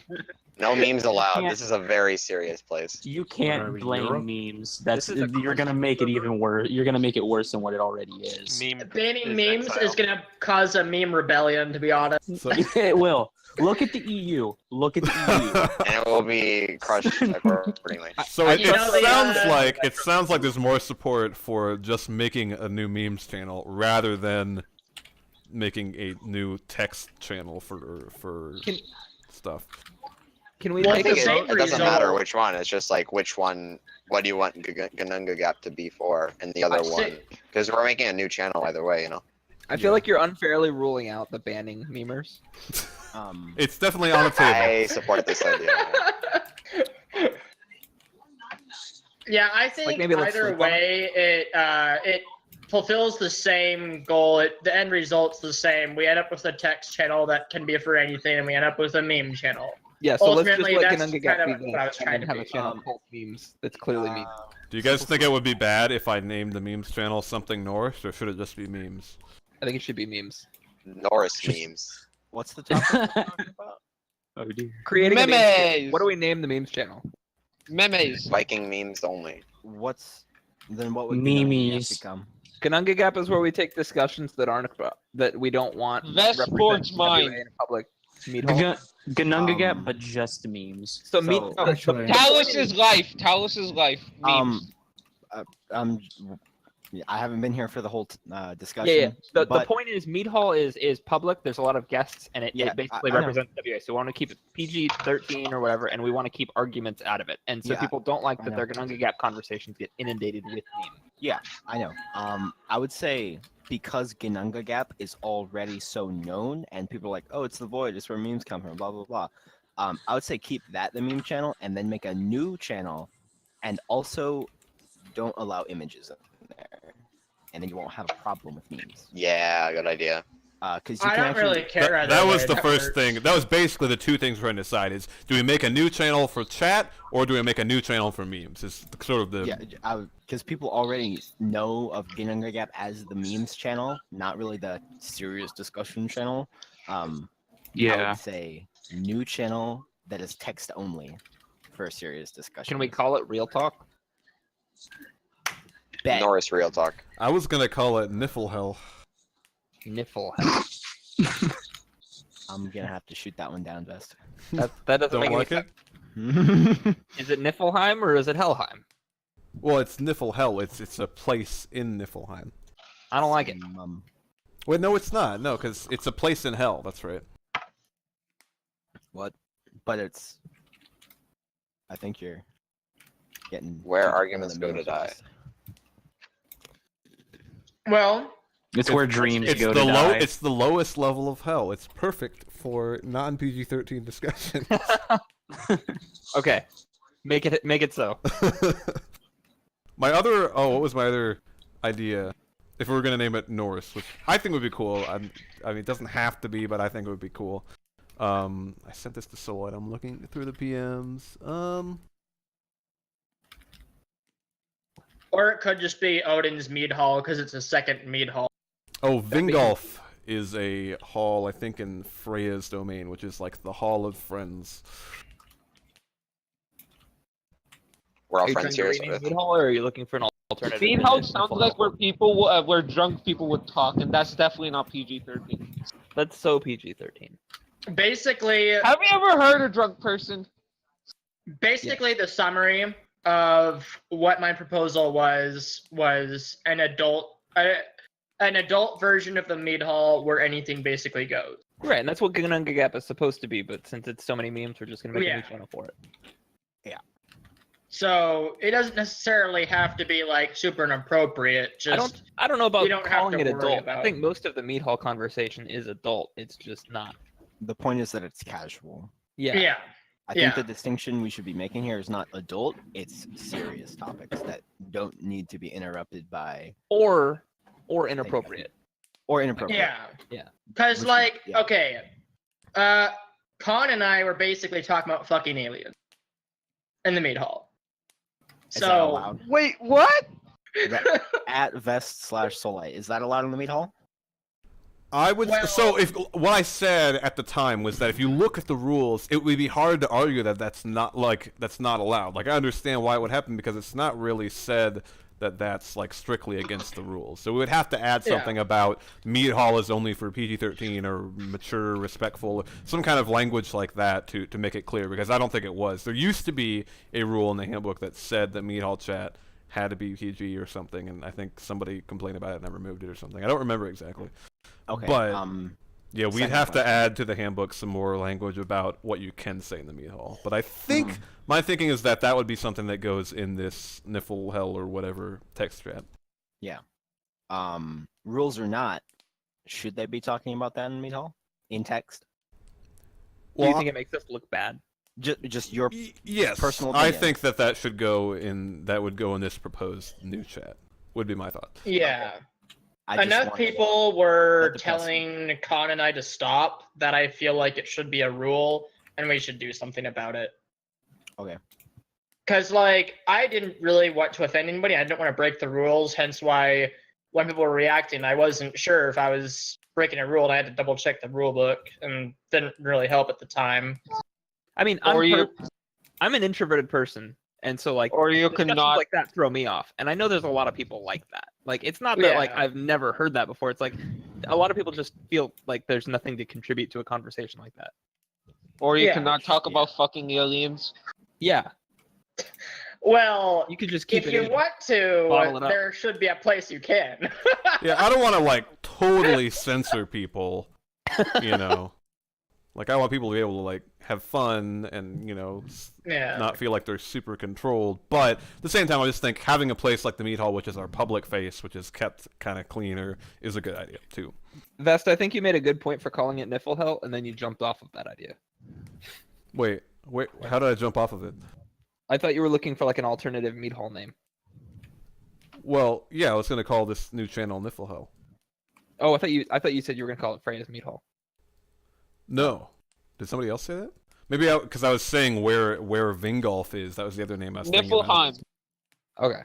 Well, see, Niflheim is a different place, and I didn't think. No, if you do that, it's the land of the frost. It's kind of despairing and hell-like, but it's not warm. And you can take your flame Cold. there. I'm open to Niflheim, I Hey. suppose, if you guys think that would be good. Yeah, and I definitely think Ducky's right. It should be text only. You should be allowed pictures. Well, I that's what don't think Ganuga Gap is for, though. Well, for it's just memes and gonna stuff. devolve into meme spam because memes. If you're trying to have a serious conversation, then people can just post memes, and images are so much bigger than text, and it just completely throws you off. What the Well, hell? the How whole- Rails conversation. The whole purpose of the channel is not to be interrupted by people that aren't contributing to the channel, because you're going to Exactly. an entirely different channel just Text to have the spamming. topic. Yeah. It would be really nice if Discord had a feature where you could actually edit the ability to post images or have image previews I thought you could. by you channel. You should be able to have. I think you can. You should be able to have what's it called? Oh, you can remove embedding links, but then people can't even post URLs. Do you think that should be how it is? Yeah. What that does is, it removes embeds. So images, if they post a link, it won't show up. It'll just show the link. Oh, that's true. And, Yeah. and That you can also take away specific ability to upload images. So you can let them post links, just not images. And then you just remove embeds, and then you don't have any pictures in the channel, but you have links that people can go to. Like if someone I don't wants see to, an option to not upload images. You mean? I mean, you can have them I not think it's attach in- files, but Yeah, that's Yeah, what it that is. one. That one. Yeah. but I think they remove- could still. Um. You're just saying if you I don't remove embed links and attach files, then there's no way for them to post images. Yeah, there's no way to post images. Okay. But if you remove uploading files, someone can't post like a TXT or whatever. But I doubt that would happen. And if They can people just really message need to- somebody. If they, They could just needed DM to, that they way. could upload it somewhere and post a link, and there wouldn't be a thumbnail, but you could still access. Yeah. You could still click. I mean, people could just post the shit they need in Good Nunnery app and say, "Hey, it's in Good Nunnery app" or whatever. That's That's true. also that. Yeah. Either way, no image channel. It doesn't sound like a horrible thing to take I away. think that's fine. It's not like people uploading. can't. I mean, they just post images in different channels. It's totally fine. Guys, I just Yeah. got my spirits taken down. I couldn't do a 5v1 clutch. Sad. Feels bad, man. Cool. Dang. Well, I got a ton of stuff written down. I feel like this was super productive. We got an hour and a half long fireside chat too. But I don't really have anything else here to talk about that I've written down. Did anybody have anything I they was want to bring playing up? Rainbow. I don't even know why I was in there. Did anybody have any other issues they wanted to bring up? Why do I exist? Any I think I others? I think I was holding on to something, but I forgot what it was. Hmm. Vote to ban Soullight. No particular reason. Seconded? Oh, he's online though. Be careful. He might be listening to the stream. I do remember. I don't know if you. I don't want to put you on the spot. I don't know if you have an answer or if you want to think about it or anything. With the rank system, we've talked about like the number of officer ranks. Do you intend for any positions to be long term or permanent, or do you intend for everyone to slowly move up? Like, do you want people culminating in certain areas? We've talked about warrior being like the default, but like as people go up, like, do we want berserker and raider, Or do we want like Huskarls to be like long-term Huskarls, or do we want Huskarls to always be looking to become Thane, or do we want Thanes to always be looking to move up, or do we want Thanes that are focused on being Thanes? Like, I'm not sure. I don't know if you've thought about this, but I personally don't know what the opinion is on that. I think my thinking is that Warrior is where most people will culminate who just want to play games and they follow the rules and stuff. That's fine.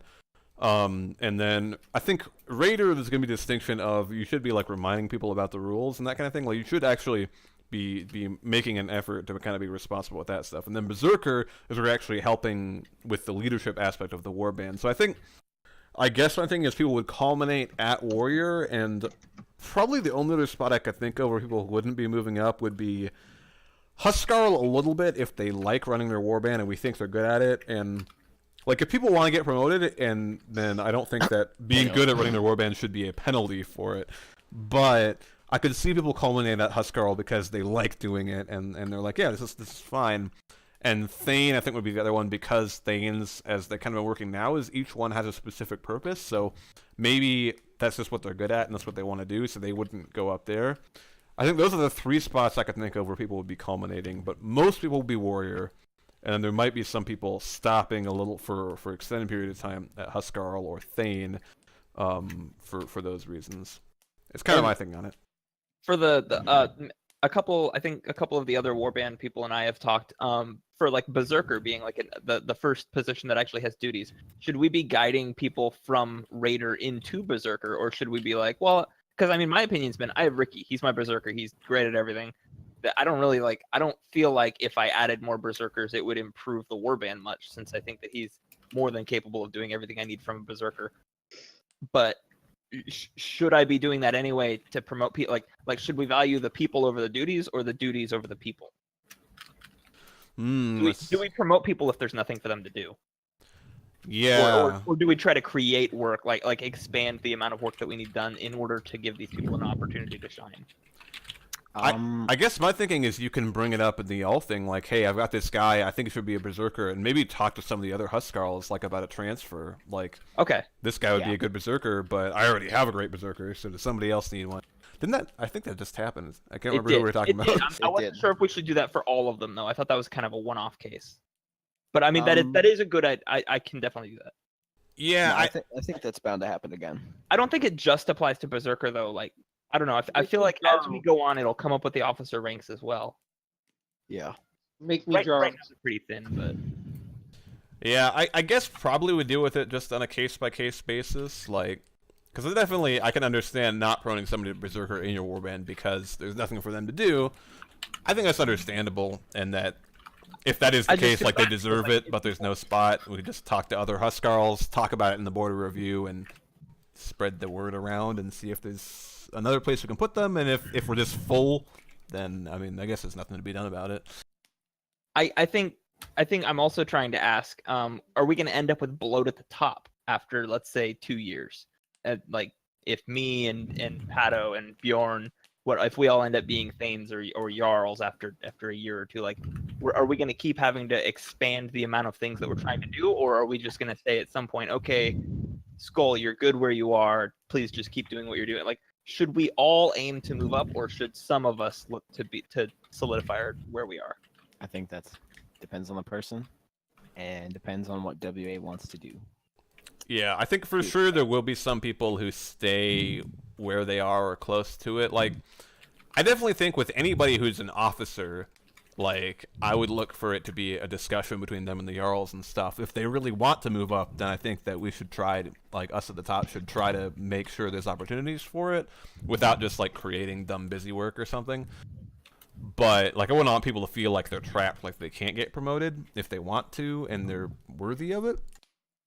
But, yeah, at the same time, I think some people will just kind of be stuck. I mean, obviously, like, I'm High King, you know, Fulton, so, like, can't be promoted up, you know, here. Right. So I think there's probably going to be definitely some cases where people are stuck where they are, and I think as long as they're okay with that, it should be fine. But if they're really trying to move up, unless they're, like, some kind of crazy person that wants to just, like, depose me or something and then ban I don't know, ban everybody, but I would say personally, just because you don't move up in ranks does not mean you can't do more. Sure, I'm not trying to talk about myself if I'm not making that clear. I Yeah, think yeah, that I know. it's about setting a precedent for people. Just Like how do I across the board. describe the system to someone? Is it a system where you're always moving up, or is it a system where you're fulfilling duties that need to be filled? I think I would say as long as you want to get promoted and you put the work in, then we do everything we can to make sure there's the opportunity for that to happen. Like definitely, if people want to move up and they're putting the work in, they should be able to move up, Okay. if at all possible. yeah. If you want to become another Thane, like just whoever Joe Schmo wants to become a Thane, I think he should give himself certain duties that allow him to become a Thane. Yeah, I mean, not to diss Kusi or anything, but I just an example that comes to mind. I feel like Kusi is a guy that knows a lot. He likes to talk to people and like teach people and that kind of thing. So he has that Thane position of kind of working with lore and working on classes and stuff for people about history and that kind of thing. I feel like Kusi is not a guy that's like, I want to be a Jarl, like, you know, I want to. Maybe he wouldn't mind it, but I want control. yeah, I feel like Kusi is an example of like, I imagine he'll stay there for a while because that's kind of his thing that he likes to do. But if there's another guy who is a Thane and he's like, I really want to make Jarl, then that would be a different case. But yeah, my hope is that people will be talked to like, hey, do you want to do this? Are you interested in promotion and leadership further up and that kind of thing? But how would we make more Jarls? Because there has to be one per company. Yeah, so if there were more, it would depend on if there's the opportunity to make more great companies, if we have like the membership, and that's something that's feasible. We talked about the size of warbands when they were first coming out, right? We discussed like smallish warbands, and it seems like they're all much larger than we'd originally discussed. I would honestly put a member cap of 30 on every warband. We otherwise your had one Huskarl much is doing lower. too It was much like work. 15 is what we initially discussed, wasn't it? Yeah, most of them are pretty big. I think one of the things that people have thought about is that not everybody in every warband is really active. There's a lot of guys that are like barely active or that kind of thing. So it's tough to use to gauge how many really active solid people there are in each warband, but that is very That's why I true. say 30. Yeah, like initially the thought was like, I think it was 15 to 20 or 10 to 15, something like that. And yeah, I think most of them are pretty full up by that metric, but it doesn't feel like it's too much work for the Huskarls, or is it? I don't know. What do you guys think? I don't think it's too much work, but I think by expanding, we allow more people. Like we would allow more Huskarls. Right now, that's a bad time to say that since we're like, we don't have all of the Huskarls. Missing two, of course. Yeah, but I think keeping in mind that we can add more and that we should add more when necessary, that gives the idea for people that if I'm contributing to WA and I'm bringing people into WA and I'm making WA a better place for more people to stick around, it'll expand so that there'll be room for me to move up. I think I look at all these new people that haven't gone through the rank system before, and I think like a lot of these people, like they have these ideas of improving WA and contributing to WA, and I think that we should always focus on providing them the means to do so. So you think we should make some more warbands then, or how many do you think we need? I would recommend setting a date for like a census or something and assessing WA at a certain point, maybe twice a year or something like that. And if we've got enough members that the warbands are overflowing from the caps that we set, then we decide at that point to add new warbands. I don't think like every Fireside we should discuss adding new warbands. I think maybe every 6 months. Bi-monthly, to be honest. Yeah, 2 months. I think it should be an irregular or a postponed thing that we go up to. Yeah. Actually, yeah, not bi-monthly. Every other month, I think is a good time frame. Every 2 months, look at warbands and just see where they're. And at. I mean, our warband, the reports we were doing, or now I guess we're just in communication with the Jarl, but like each Huskarl should be tracking like how active are your members. Like I can say a lot of my members haven't been active recently, and so I wouldn't make the case to break my warband off into two. But I think some of the warbands have incredibly active, like or a large number of incredibly active people, and they could definitely make a case where I have too many people. Let's make a new warband. Let some of these people take charge and rise up on their own. I could just add a standard that warband rosters have to include like a blank that says like how active everybody is, like a rating system or something Well, like that. I'm saying we're already kind of keeping track of that. Like that's not hard to do. I don't think that we need to mandate that from people more than we already do. I think once we come to, let's say it's every 2 months, and let's call it 2 months from now.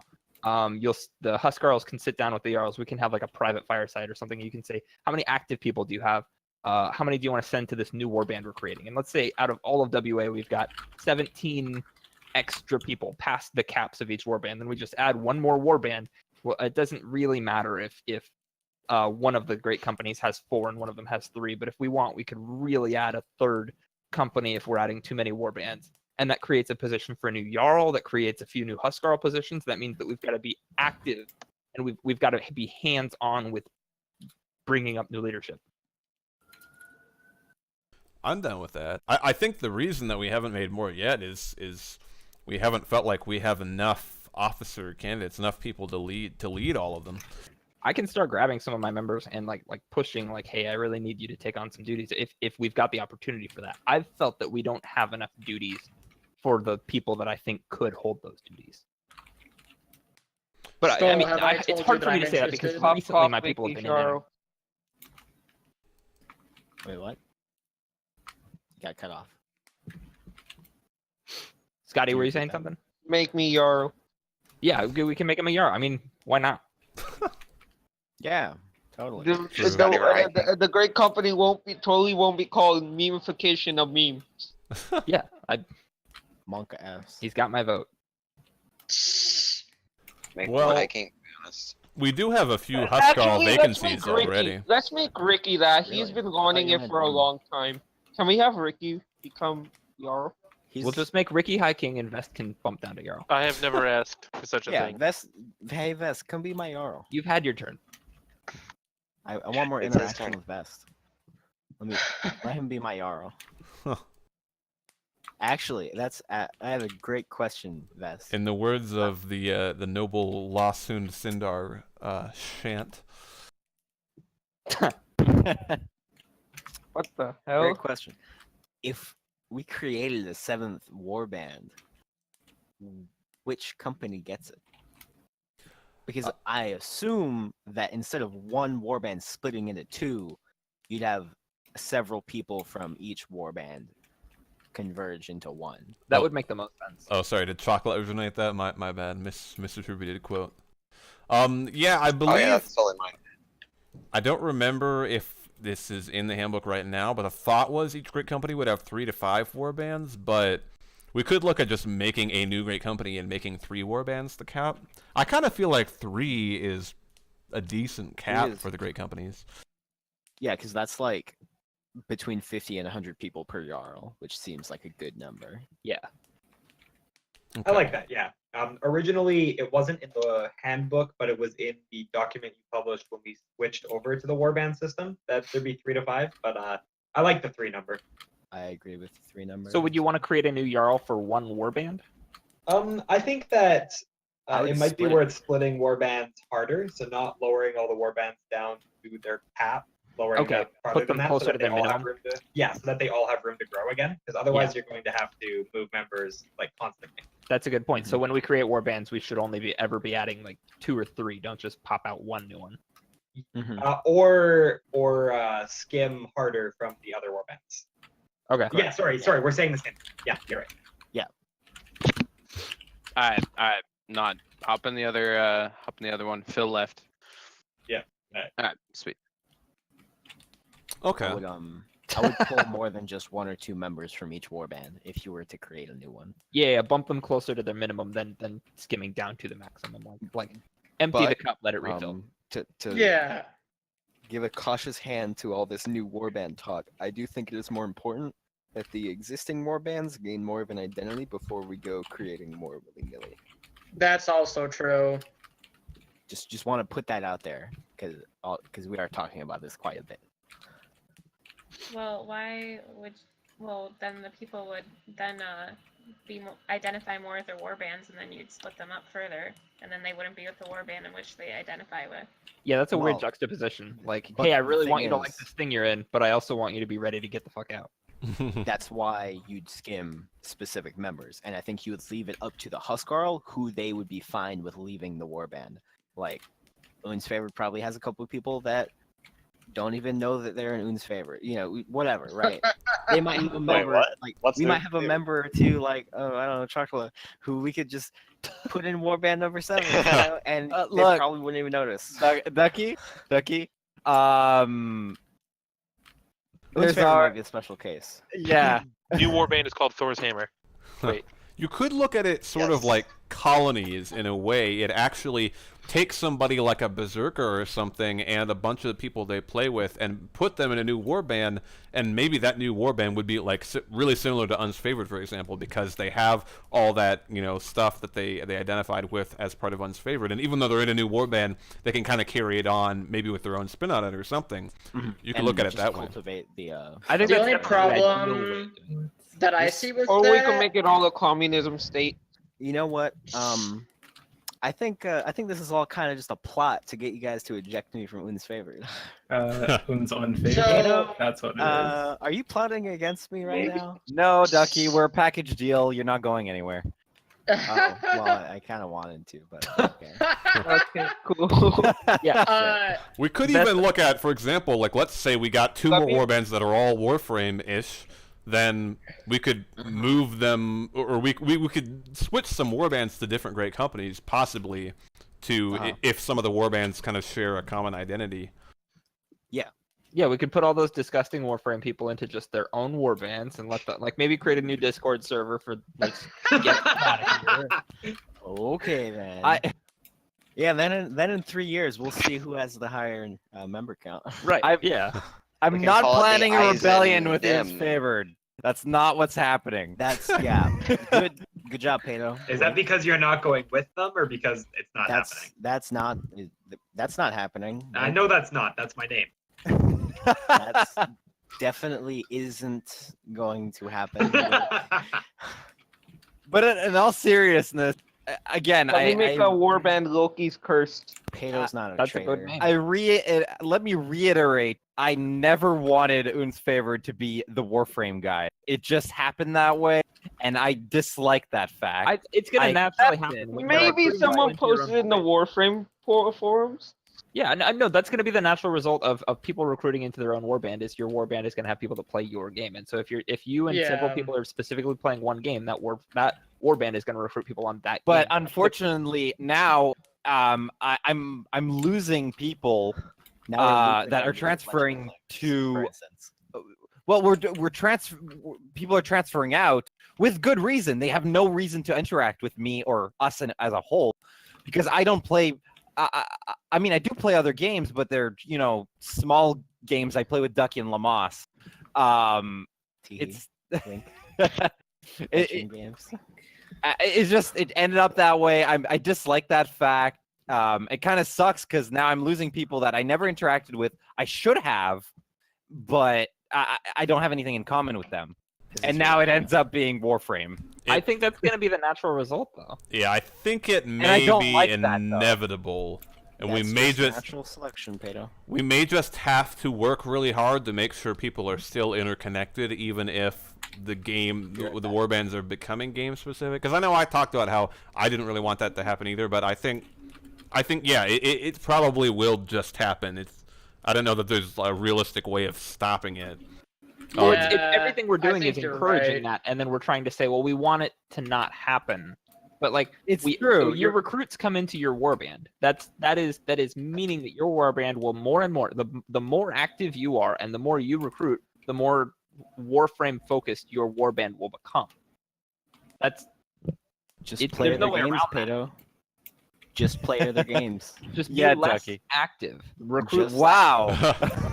Don't worry, Pato. Just be less Just active. ban everyone Just- from the in-game guild, and then they What won't if be you just able start to. cursing at everyone you Just stop playing Warframe. But Soon it's gonna be Monster Hunter though. Monster Hunter clan. But Yeah, that's sure that's will. Favored. that's the point. Is do you want your warband to consist of the people that you're interacting with the most, or do you want it to consist of people from all across different games that you don't interact with, just so that you can say the I warband? think that's up to the Huskarl. yeah, you're absolutely right, Scolaris. I mean, I dislike the fact that it's gotten this way, but I have to accept it. And I mean, it's not like I'm not enjoying it. I at least get to talk with the people I play with and stuff.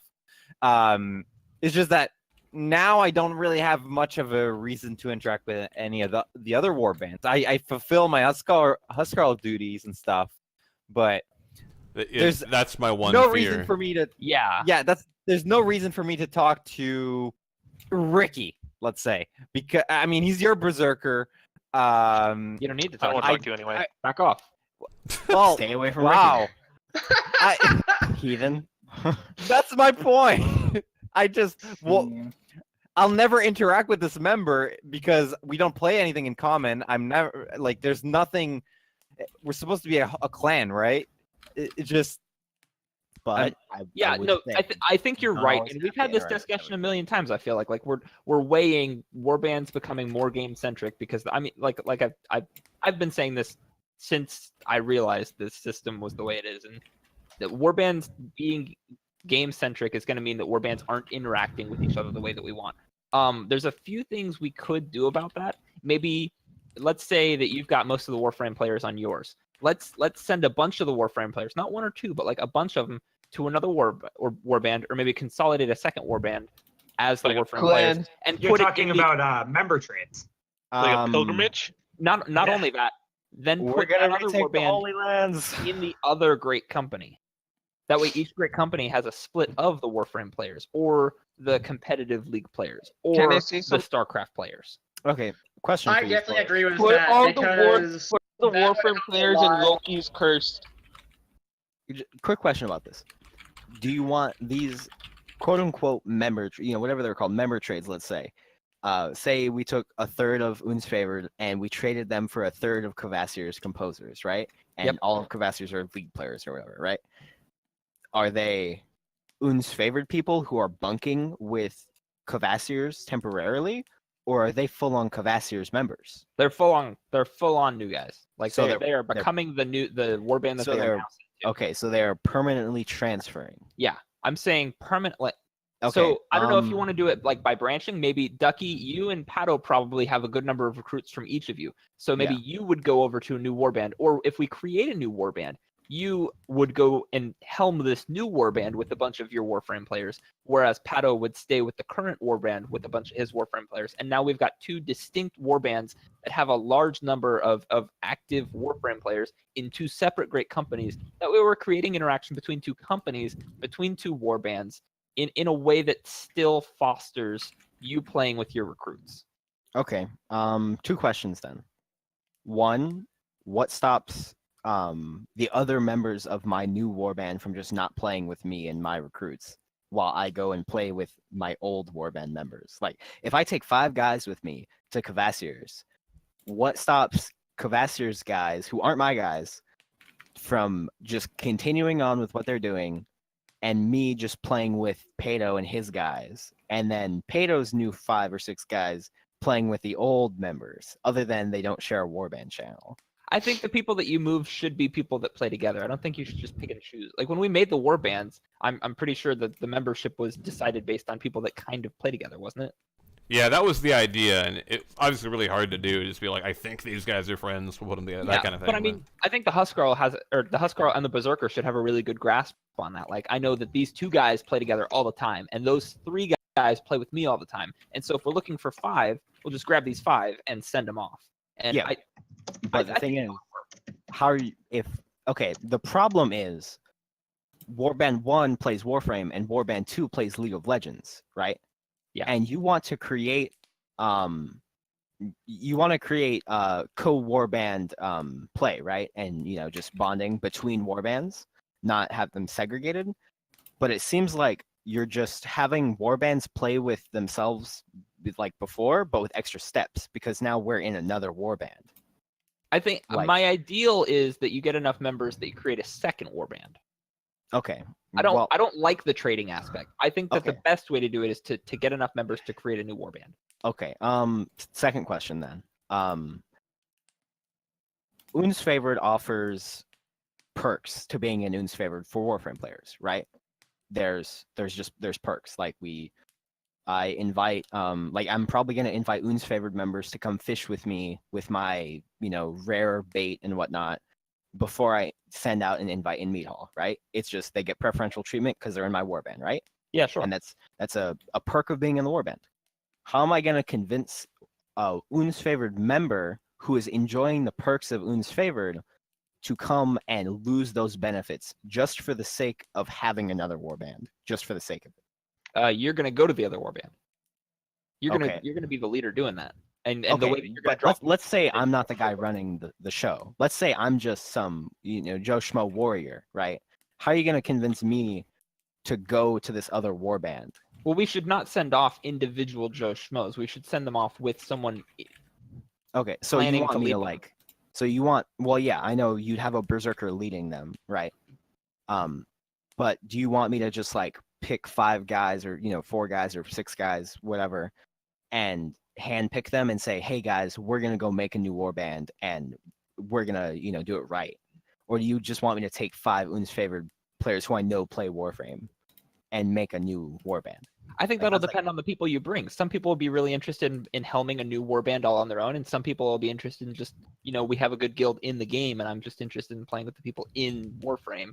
And Okay. you could do an easing in period. Maybe you don't just keep talking to the Un's favored guys and keep offering them the perks. Maybe you keep offering the perks to all of the WA people, or sorry, the Un's favored people and the new warband for now, and set up like a private group with them and ease them out of, or ease them into the new warband over time. It doesn't have to be a hard split.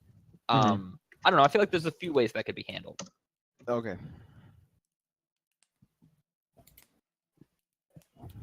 Yeah, it would definitely have to be something where we, talk with me and the Jarls and stuff, and try to plan it so we aren't like pulling people apart or whatever. We're just trying to get a core group that will be successful. Like a a group of colonists that we think will all be okay with it. Yeah, and play together and be able to make a new warband on the same game, something like that, and that'll still work. Okay. Pedro, I'm taking Lamas and I'm gonna go make the Quacklings. Wait, why do I have to go? I want to stay with Daddy Patty. I'm gonna go make my duck warband. Bye. Yeah, I mean, it probably wouldn't be a bad idea to post about the potential idea of making a new warband in the warband chat or the Great Company chat and try to get volunteers, people that would want it. Because I mean, if somebody's like, no, don't want to do it, I don't know if we should force them to join. Yeah, there will always be people interested in giving their contribution to make WA bigger and better, and there will always be people that aren't interested in that. I think the people that are interested will generally be the ones that want to take a new warband and make it great. Okay, so I should just handpick people. You should discuss with people. Hey, are you willing to go to a new warband with me? I want to create a new warband and keep growing. Okay. The idea should always be growth and providing opportunity for people to move up. All right. So I have an idea real quick if I can jump in. I think who would be the ones going off to start the new warband? Would it be the berserker of that particular warband that the Huskarl selects, or the Huskarl just trains somebody up to do it? Either. I think theoretically it should be the Huskarl because there's someone that, or I'm sorry, it should be the berserker because they are someone that the Huskarl has trained up to do that kind of thing. But if there's a berserker that can't do that, maybe there's a raider that shows a lot of leadership potential. Maybe there's a returning member that we're going to give another chance to that's only a warrior right now, and we're going to bump them up to berserker temporarily. Like, I don't think it should be a hard and fast rule. I think it should be up to the Huskarl. Okay. That sounds good. I feel like I'm calling a lot of ideas on this. I'm sorry. I think we're getting a bit of ahead of ourselves on this whole topic. I mean, it's good to discuss. It's just, But yeah, we're not there yet. It's a little on the horizon. We still have issues with warband identity. We're still cultivating the warbands as a whole before we add more. I think I've mentioned that the hardest part of that is letting them exist for a while and create an identity. Oh yeah, I mean, we had the competition. It wasn't very successful. But then again, the House Wars were successful because they've existed for how many years now? Well, also the warbands haven't even been here for a year. The warband competition came right after the That's another issue. Yes, so many people were burned out. But ignoring that, it's probably also the fact that a lot of people don't even know what warband they are in. That this has been mentioned several times. This system is new. It's not even a year old, as far as I know. Let it exist for a while. That's a good point. I think we should temper. I don't know. I don't want to be like a naysayer. I think we should temper expectations for how much identity we expect warbands to have. I don't think there's ever been a rank system in WA that had more identity than a house. I think houses will always be the most cultural aspect we've got. That people over a long time will tie their identity to. Like, I was in Teutonic Order. I think I was in Thor's Hammer for a while. I was in the Liberty Armada. I was in a bunch of different branches of WA, but I was always House Dane. Yeah, everything seems to change but your house. And I mean, people will come back after a decade and they'll be like, yeah, I was House Commander. And that's like something that they tie themselves to a lot of the time. Yeah. And when you're in a warband, it should be defined in some way and it should have an identity. But I don't think that we should expect that to be more than the house. Warbands will never have the permanence of a house. Right. Yeah. I mean, I realize I've been the one like arguing a lot of these points when we've discussed warbands, and I don't want to like be against war. I like warbands. I like having a rank structure. I do want to temper the expectation. I don't think that we should like hope that warbands. No, it's a good thing we have you here, because I think we just keep dreaming forever. I've got to kill dreams at some point. That's how I stay happy. I think I agree with you that it'll be hard to give warbands an identity in the sense that just everybody seems to play the same game in the warband, and that's my biggest problem with the warband war we had, because I couldn't really challenge anyone to anything because literally everybody who plays StarCraft or D2 is in my warband. So yeah, I guess that problem comes back to then we need to recruit enough people or branch out so that we have a second StarCraft warband or Diablo warband. But I think the identity aspect, we're taking the right steps to create the identity. We've got the flags, we've got the names that we all decided on, we've got like our Huskarls are involved with their members and creating this concept of what the warband is. And over time, I think that's going to create the sense of identity. Is the best way to create an identity is to talk about the warband. It's for you and like for me and the people in my warband to just discuss it. And I've made jokes with a bunch of our people about how we're the old men and we yell at everything. And we've been in WA for 80 years or some bullshit, and everyone needs to get off our lawn. But officially, we've also got we've got the Mjolnir's chosen. We've got a flag. We've got an identity. We know that we play games together. And that's the identity that you're going to create over time is the group within the warband. It's not just a title. So I guess just keep doing what you're doing and it'll work. So if I may, Vest, I'm tired. Can we end this? It has been 2 hours. 2 hours, 5 minutes. I think that's probably enough. So yeah, I'll probably call it unless anybody has any final. Final thing. Just question. Just spitball on an idea. What do you think about hybrid membership between warbands for people that play multiple games? I guess first thought I'm sort of opposed. I kind of want people to really feel attached to a specific warband. I don't know.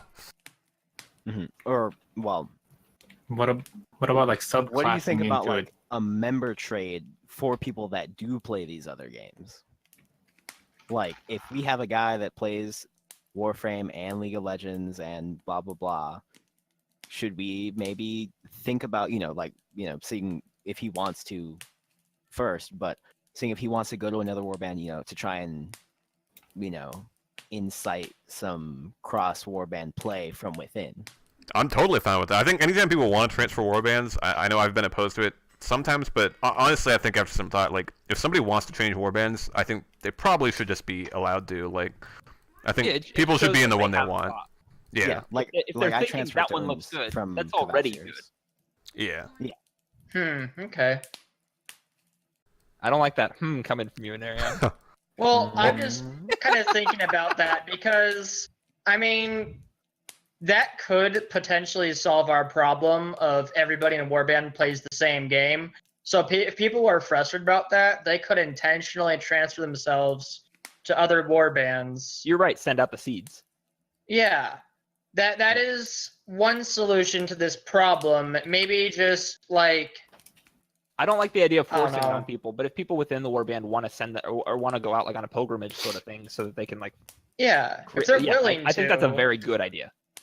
Well, one other question before we end it. What do you think about people going between multiple war bands? To learn, like, say, because I've never played StarCraft in my life, right? Say I want to get into it, rather than just asking someone to show me it or whatever. I go to the StarCraft warband and I learn about it and I participate in warband events with them for like a month or something, and I really like get to know it, and I do all these things and I become a StarCraft player, right? And then I can go back to my warband with that, and then we can maybe start that and kind of set off on that co-warband play that we want to see. I And think then do maybe I you can do bring you that need back. to switch warbands in that case, or could you come over as a guest to our warband and we can just consider you a guest and treat you as a guest? But like if you end up recruiting, that just means we've got StarCraft players in 2 warbands now. Exactly. you could just- That's kind of what I'm getting at with the whole hybrid membership thing. I You think can just play the game. You don't have to change warbands or anything. Yeah, I'm saying just don't change warbands. Just consider yourself like an official guest. We can talk about a guest system at the next fire chat or fireside. Well, like a guest of a warband or like an honor warband member. guest. Yeah, exactly. Because I'm gonna get more of that gameplay and more of that just everything about that game if I'm in with those warband guys. I think that's a great idea, and defining a way of having like guests or honorary members or whatever we want to call them of a warband would encourage cross game play. Like I'm already interested. Like, yeah, what if I hop on Warframe and these guys show me the Warframe thing? Yeah, because you're gonna like if someone wants to get into Warframe, hang out in Favorite for a week. You're gonna get into Warframe. You'll find out whether or not you like it or not, but it's a lot easier. And Yeah. Another 'cause option you're gonna is see a lot of Warframe talk in that channel. warbands can host like maybe Mjolnir's hosts like a StarCraft night or something, and that can be something that's advertised for other warband people in other warbands to try out, and then that could be kind of an opportunity for there to be that exchange. We should That's not discuss a this bad at the next idea at all. fireside. Yeah, we've been going a while. All right, I'm gonna call it here. 2 hours 10 minutes. Thank you guys for showing up and contributing. I think it was super productive. So we'll see you guys next week.